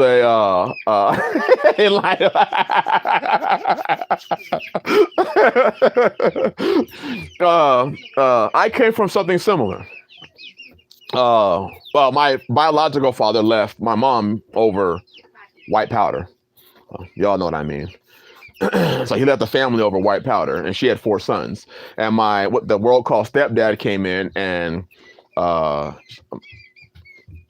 mom had a hard time with submission due to the fact that Elcount, what do you mean by that question? So what's the answer for them then? What do you mean by that, Elcount? I'll wait for your an elaboration on the question. So due to the fact that she was hurt by her first husband, she never really recovered. My mom didn't. But in the first marriage, I mean, she was off the chain. She was off the chain. I'm talking like everything that a man could want in a woman. Submissive and strong in that she was submissive and didn't care what nobody else thought. She didn't care if people talked about her. She didn't care if people clowned on her. She was going to submit to my father and did not care what anybody else thought about it. Then after the divorce, it changed her. It was like one of those things where it's like she gave everything to her first husband and there was nothing left, really. Now, my stepdad, quote unquote stepdad, was an excellent one. He's an excellent one. Took us out of the hood. My mom never recovered. Single women who have no father. Let me see what he said. Men want women that serve Yah and is not going to bring her husband a headache. That's it. That's it, brother. That is it. Single women who have no father at all or any type of covering and want to learn the ways of Torah. That is an excellent question, Elcount, and I'll answer it. A single women who have no father at all or any type of covering and want to learn the ways of Torah. For those of you who know on my channel, who have been on my channel for any amount of time, you know that I have allowed and stated that there are some righteous brethren that I know. Because marriage is their answer. Marriage is the answer. I'll just say that. Marriage is the answer. Finding a covering that serves y'all, marriage, or joining his house is the answer. The answer is not continuing in your path. That would not be the answer. The answer is always going to be doing it the ways of Yah. Let me take you to a verse. Let's go to the book of Ruth.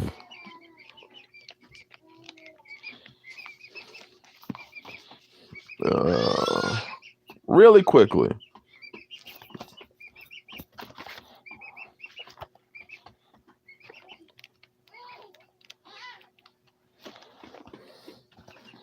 Okay.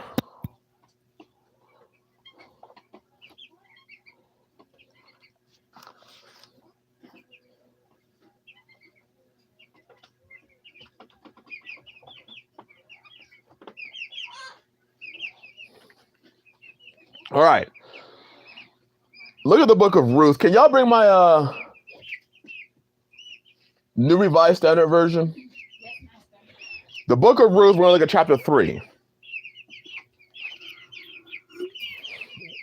Something very important that Naomi, who was Ruth's now dead husband's mother, so her mother-in-law.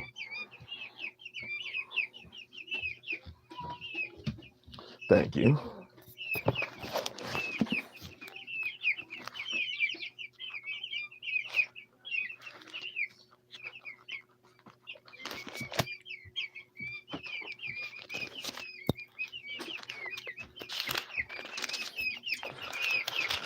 All right.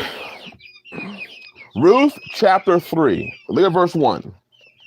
Then Naomi, well, this is King James Version first. Then Naomi, her mother-in-law, said unto her, My daughter, shall I not seek rest for thee, that it may be well with thee? Now let's look at the New Revised Standard Version of that verse. Naomi, her mother-in-law, said to her, My daughter, I need to seek some security for you, so that it may be well with you. Then it goes to talk about Boaz.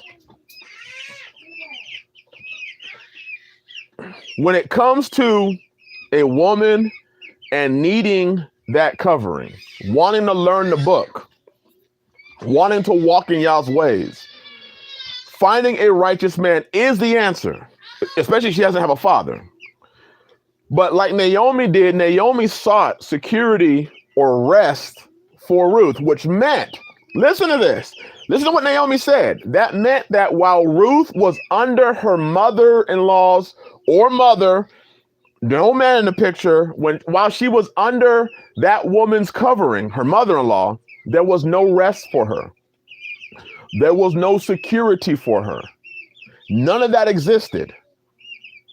None of that existed. Naomi saw the importance of Ruth having a covering, security, rest, whether it be a husband or, since she didn't have a father, it was her husband.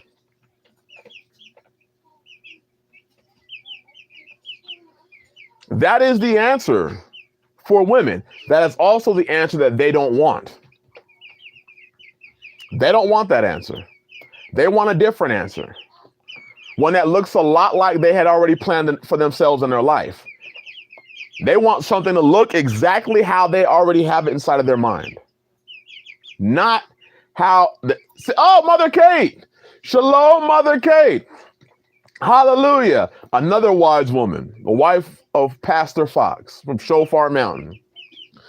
Mother Kate said, older women to teach the younger women to love their husbands, etc. She's reading from, that's from Titus 2. That's what the older women were to do. And if you actually look at Naomi's words, that's what she's doing. She is setting up Ruth for success. Something we don't have today. We don't have the older woman setting up the younger woman for success. Instead, the older woman set up the younger woman for even more failure. Elkanah said, yes, she had the older women to teach and guide, but I can see how hard and rare that is in this world. That is it. That is it. It's not saying it's impossible. There are some older women. You saw Mother Kate, Sister Angela, I've spoken of her. Both of them have been married an ample amount of years. Oh, I want y'all to read what Mother Kate said. She just came and tore the house down. She said, but Naomi is not Ruth's covering. She needs Boaz. Let's test what Mother Kate said and see if she's telling the truth. Ruth chapter 3, verse 1. Then Naomi told her mother-in-law said to her, my daughter, shall I not seek rest for thee, that it may be well with thee? Verse 2.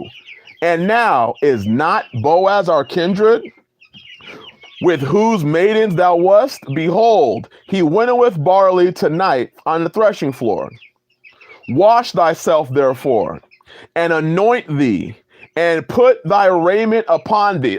I'm going to read it in the simple, just so everyone has it clear, because some people may not understand that, although the King James Version was written at like a 6th grade level. I'm going to read it in the New Revised Standard Version. Now, verse 2. Now here is our kinsman Boaz, with whose young women you have been working. See, he is winnowing barley tonight at the threshing floor. Now wash and anoint yourself, and put on your best clothes, and go down to the threshing floor. But do not make yourself known to the man until he has finished eating and drinking. When he lies down, observe the place where he lies, then go and uncover his feet and lie down, and he will tell you what to do. She said to her, all that you tell me, I will do. So Mother Kate was absolutely right. We tested it, and it was true. Do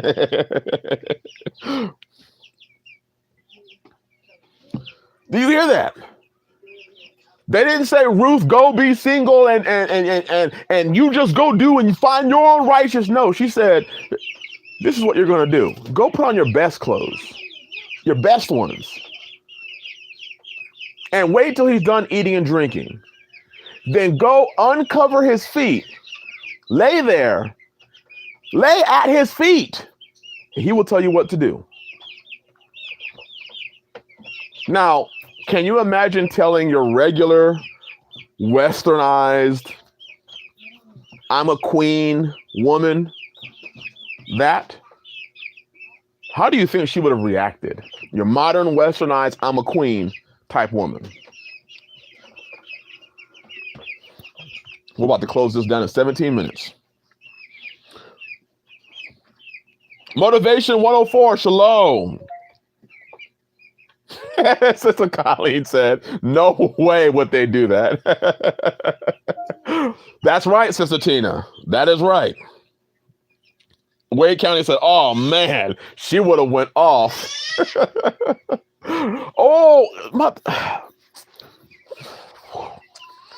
Mother Kate just said, woo, which sheep will the wolf attack first? I want everybody to let this just set in, because that is deep. Which sheep will the wolf attack first? Okay? The one unprotected. Do you hear just the wisdom in that? Which sheep, if there's a wolf out there and there's a flock of sheep and there are big sheepdogs, let's say Anatolian shepherds and pit bulls and Great Dane, I don't know, Dobermans running around the flock, keep protecting it. But then you have that one sheep that's out there, the single sheep. It's over there by itself. No protection. Are the wolves going to try and fight their way through the Anatolian shepherds and the Great Danes and the pit bulls and the Dobermans and the German shepherds to get to the flock? Or are they just going to go pick off that one? In fact, if you ever watch the animal kingdom, wolves will oftentimes, like, let's say they're hunting wildebeests or buffalo or something like that. They'll oftentimes wander around the herd, just circling it.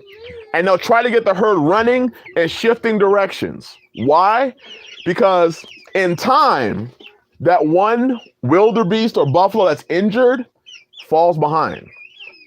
They're not trying to get the herd.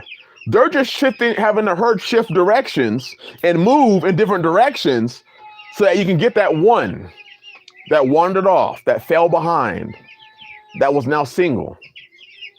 And that's the one they get. Do you not understand that if the devil is a ravening wolf seeking whom he may devour, do you not think that he has the same tactic? He just waits for that one that falls behind, that one rebellious one, that one that wants to do it his way, his or her own way. He gets that one. That's it. The one that is straying away. That's it. So what I'm trying to present is not go out there and give yourself to an unrighteous man. But what I am asking is, what do you define as righteousness? What do you define as a righteous man? Because sometimes I just get the feeling, actually often, I get the feeling that most of you would not know one if you saw him. Just like I believe that if Yahshua came today and walked the earth, a large majority of people that say they love Yahshua, I'm an Israelite, I'm of the faith, they wouldn't recognize him. They would not recognize him. Sister Colleen, shalom, shalom. They would not know that it was him.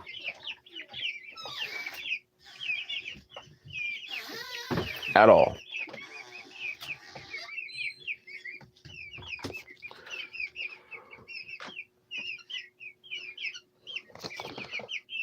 Sister Kanisha said it. I believe you, sister. I agree. They would hate him. If he started speaking, they'd hate him. They will turn him away again, Elkhound said. The same way that Yehudims did. They didn't want to hear what he had to say. Get away from us. Righteous man trying to walk the Torah and please Yah. It's amazing that the older women who have, and I'm not saying older women in a disrespectful case, but the older women that are of this faith who have a righteous man, they understand what a righteous man looks like.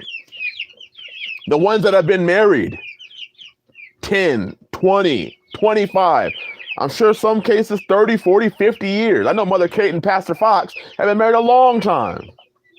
Years. They know what a righteous man looks like. The problem is that we define righteousness by our own opinion. Sisters, you define righteousness by your own opinion, and not by what it actually is. Righteousness isn't because he pays his bills, he drives a Mercedes.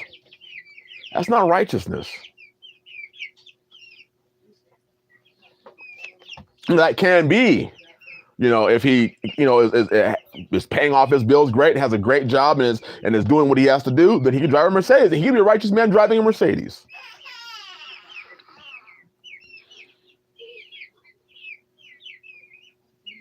The last question I ask is, how are you a queen?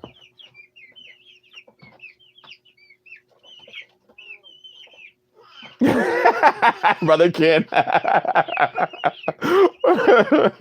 How are you a queen, sisters? You're single, nobody's covering you, but you're a queen.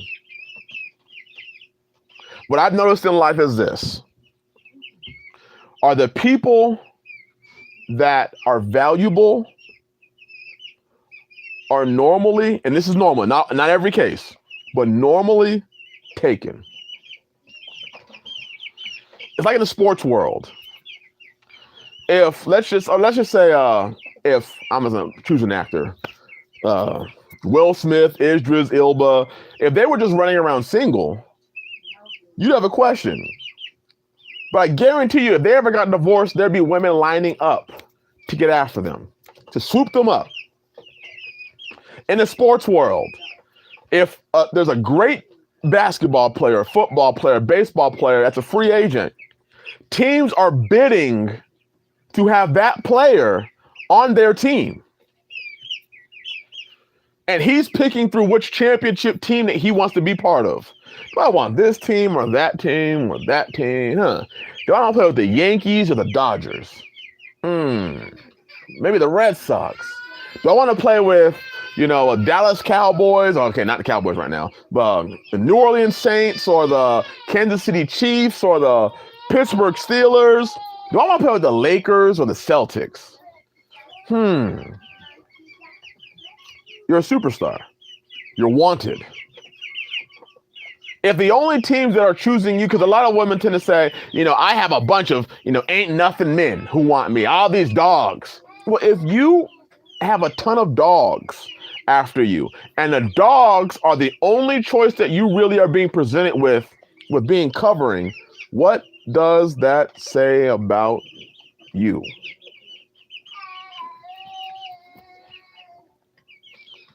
What does that say about you? If the only men interested in you are dogs, what does that say about you? And that's an honest question. Because I don't know about many superstars who run around, can't find a team to play on, except the terrible ones. The superstars are being recruited and sought after by the good ones. So if your only choices are dogs and more dogs, then what is that saying?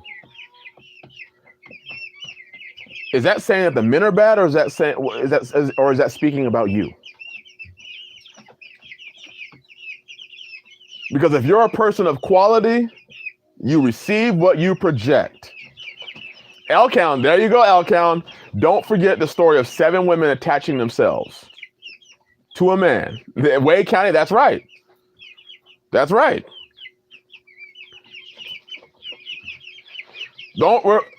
Isaiah chapter 4. Elkown brought it up. We're going to go there.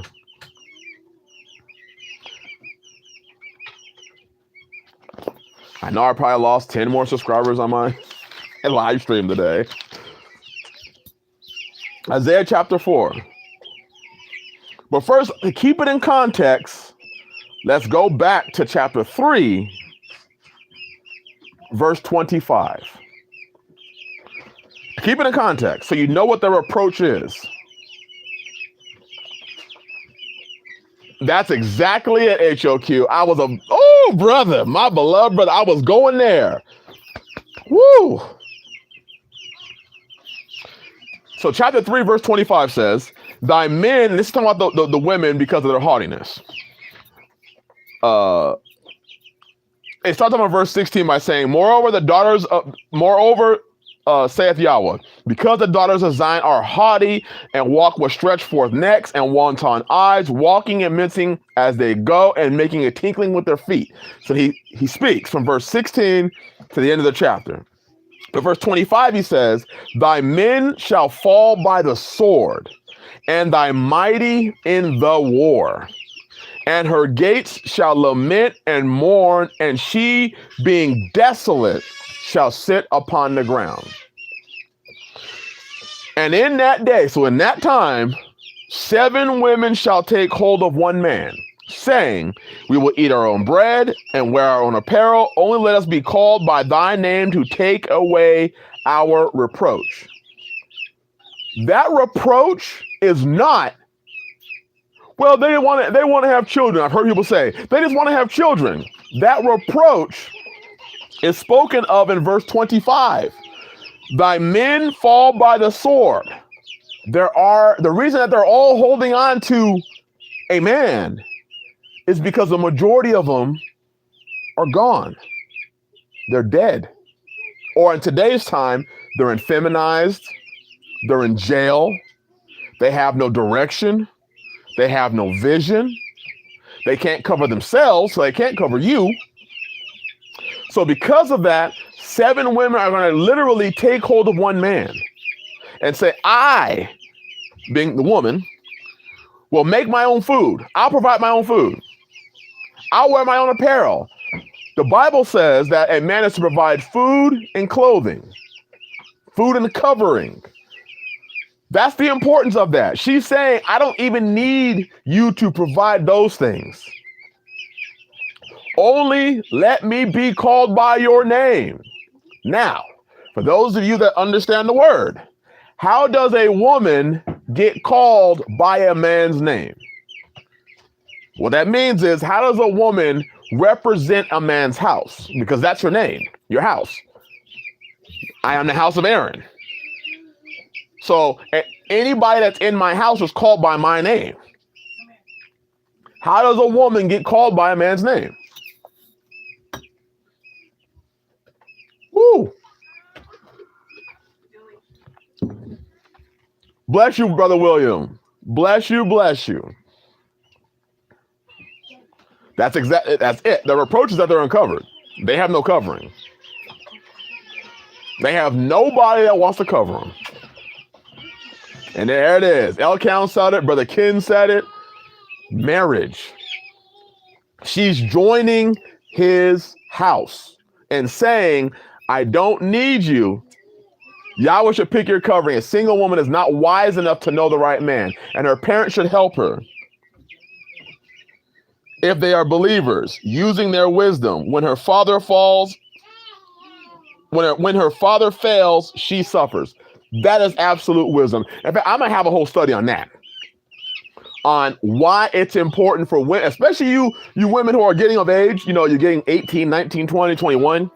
Don't be so fast to be like, I just want to leave my parents' house. Because when you leave your parents' house, you have no covering. I guarantee you, the only person who's ever going to love you more than your father is the one who will be one with you. Because your father's never one with you. You're never one flesh with your father.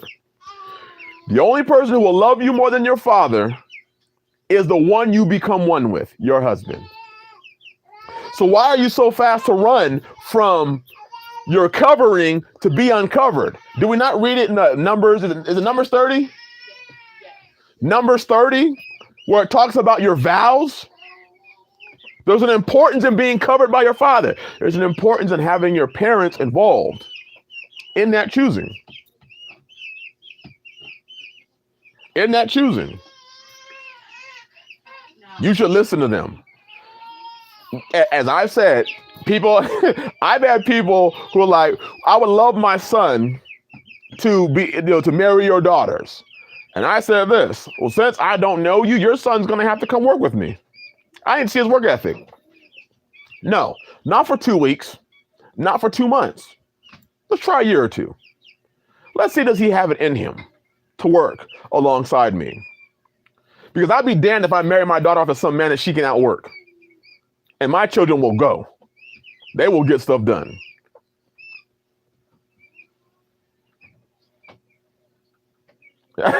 Great t-shirt. The only one who loves you more than your father. Right. That'd be a great t-shirt. That would be a great HOQ. The husband can wear the shirt. The only one to love her more than her father. And the husband got the shirt on. Ooh, that'd be a hot shirt.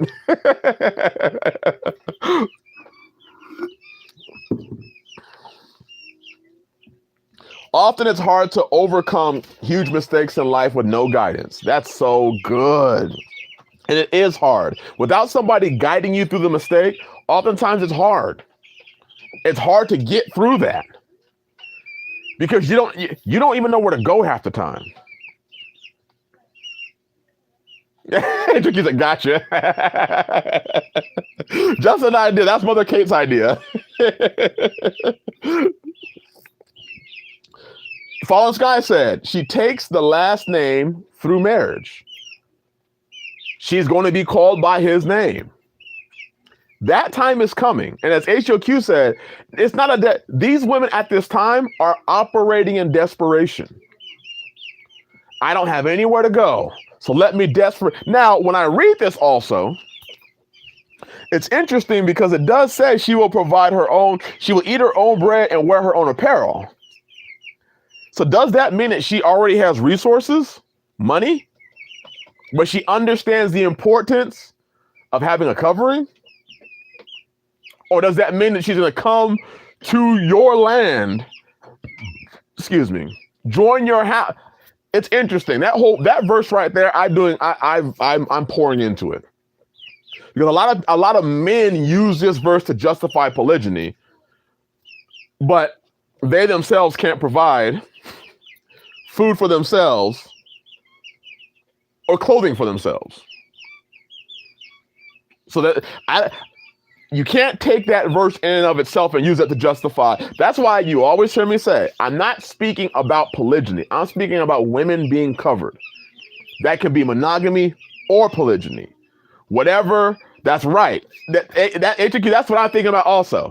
That's the one interpretation where as I think about it, that I'm really getting an understanding is she's adding to your house.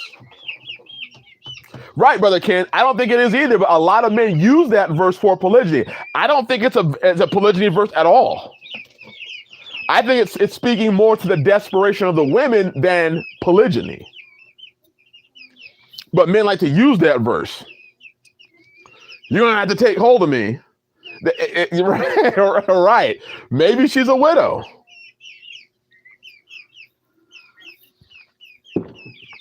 I think that we have to take the Bible and we can't presuppose our own ideas or what we want to say into it. It's not saying it's a pro-polygyny verse. It's saying what women are going to do. And it doesn't even say that the men are going to take all the women or any of the women. It says what they're going to do. They're going to take hold of him. It never says his response.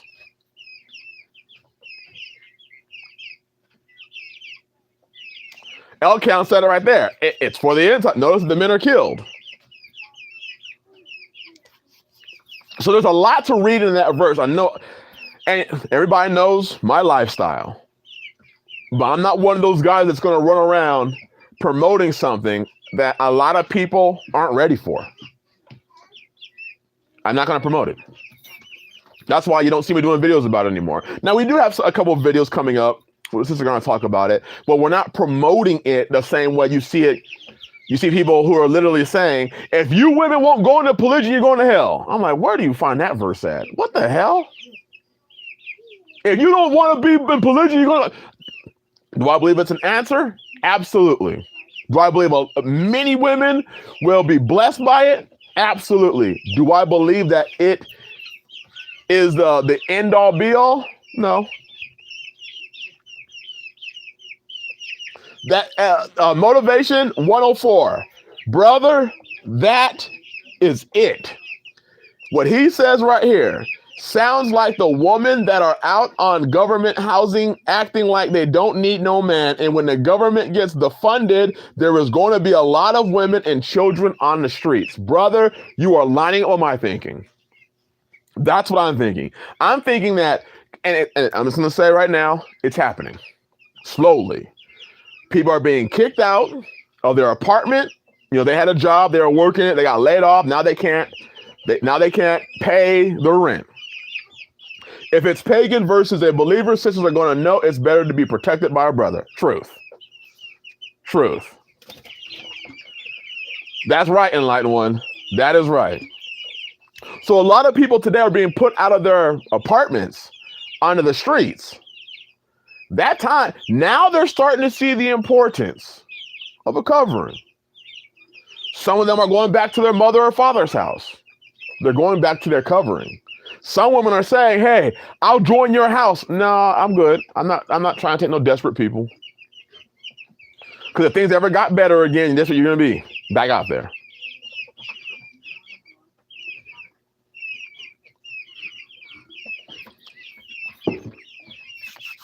Hard times. I have a study on Isaiah 4:1. And I found a verse in Esdras that talks about it also. So I may present that one soon.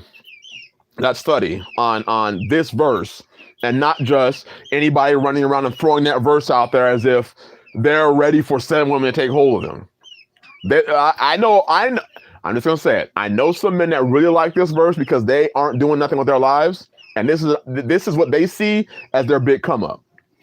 And me, Brother David HQ, talk about that a lot. How a lot of men see things as they see all things in common as their big come up. This is my opportunity to have my big come. They see this opportunity as, well, she'll bring her food stamps and cash aid and Section 8 housing to me, and I got my big come up. Not talking about that. So that's a whole verse, a whole study for a whole nother time. But the whole point is sisters, what is righteousness? What is righteousness? And you've seen many of the older women who have taken it upon themselves to teach you. That's right, Brother Ken. More MSU. If people want to know what MSU is, it means making shit up. That's what they're talking about. Right. While the men lay back, the women are the ones building the man's homestead. He chilling, studying the scriptures. Studying the scriptures. Reading the Bible. He spends more time praying than he ever does on his land. He spends more time praying. Let me say this.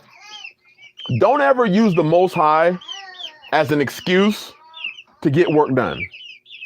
I've done that before, and I got hurt. Physically hurt. I'm being transparent with y'all. I used the Most High as my excuse. As my excuse to not work hard. And then he made it so that I couldn't work hard by giving me a physical ailment. And I knew when it happened, it was Yah. I knew it. Now, this is years ago when we were still in California. I knew it. This is Yah. Shabbat Shalom, Mother Kate. Blessings to you, Shofar Mountain, and my friend, my brother, Pastor Fox. Bless you, bless you. But I knew it. I got hurt and I'm sitting there. I'm like, this is because I kind of like manifested what I wanted to happen. And it happened to me. Brothers, we got a lot of work to do. And we're going to talk about that tomorrow. Tomorrow's live stream. We're going to talk about that. We got a lot of work to do. You want wives or a wife, children or a child. We got a lot of work to do.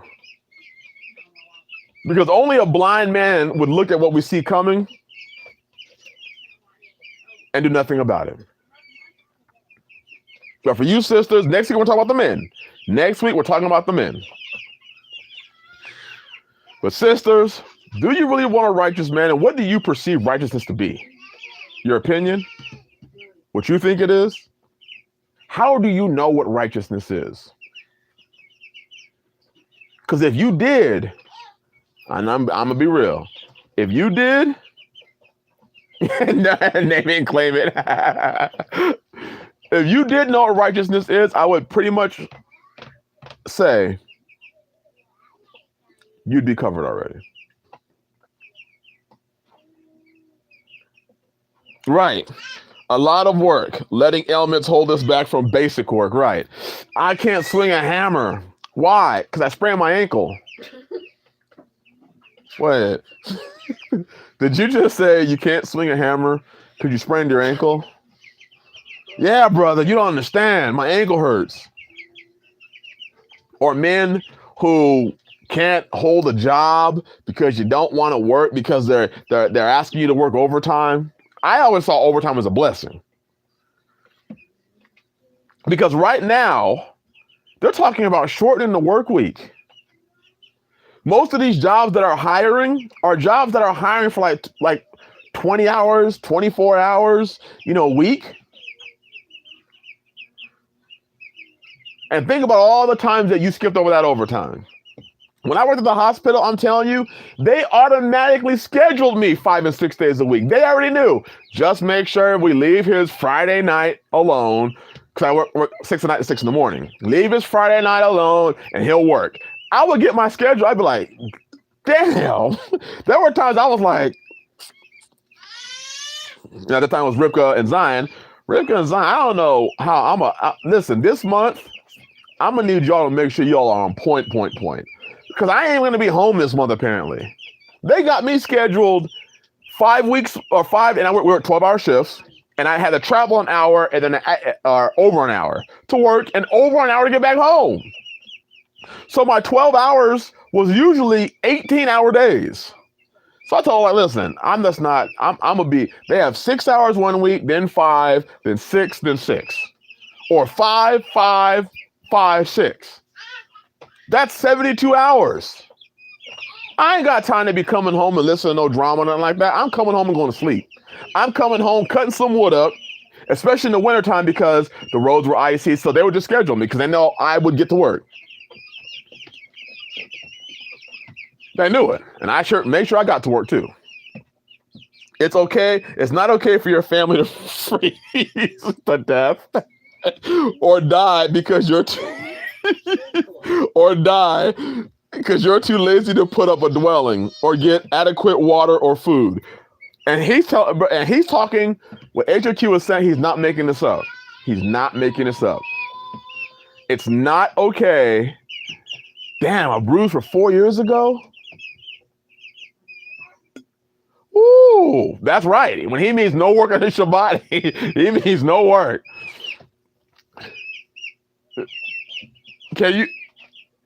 There are people. I'm gonna stop. But what HOQ is saying, he's telling the truth. That's happening as we speak right now, currently. And not because they can't do it, they're too lazy. They're too lazy. So sisters, define what righteousness is according to the word. And if you don't know, don't rely on your own understanding. You need to actually talk to somebody who knows what righteousness is so that they can help you. Because are you looking at what's going on in the world? Time is short. Time is short. And you just ain't got the time like that to be messing around. And I hope that's understood. I want to thank y'all for being here. We will be on tomorrow night. I have the stream already planned, and it's about this vaccination and the shot and everything that comes along with it. We have important decisions to make. And I'm going to end it with this. We read the story of Ruth. We read the story. Brother William, I'm with you on that one. I'm with you on that one, my brother. We read the story of Ruth. Read Ruth chapter 3. Read those first several verses about what Ruth's character was, what Naomi told her, and then what Ruth did. Let that sink in. And ask yourself, sisters, do you see the importance of finding a covering, of finding security and rest, just like Naomi was telling Ruth? Do you find that? Do you see that? Because the ark doors are shutting. The babies sound like they need me right now, so I'm gonna go in there and get them some. I'm gonna go in there and give them some love. Bless you all. Have a blessed Shabbat. Yes. Jezebel's queens and goddesses will die. And I didn't even get the opportunity to really talk about the whole queen thing. But you know what I'm saying. Bless y'all. Hope you have a blessed Shabbat. Hopefully I'll see y'all tomorrow, 6:44 Central Standard Time. Shabbat Shalom.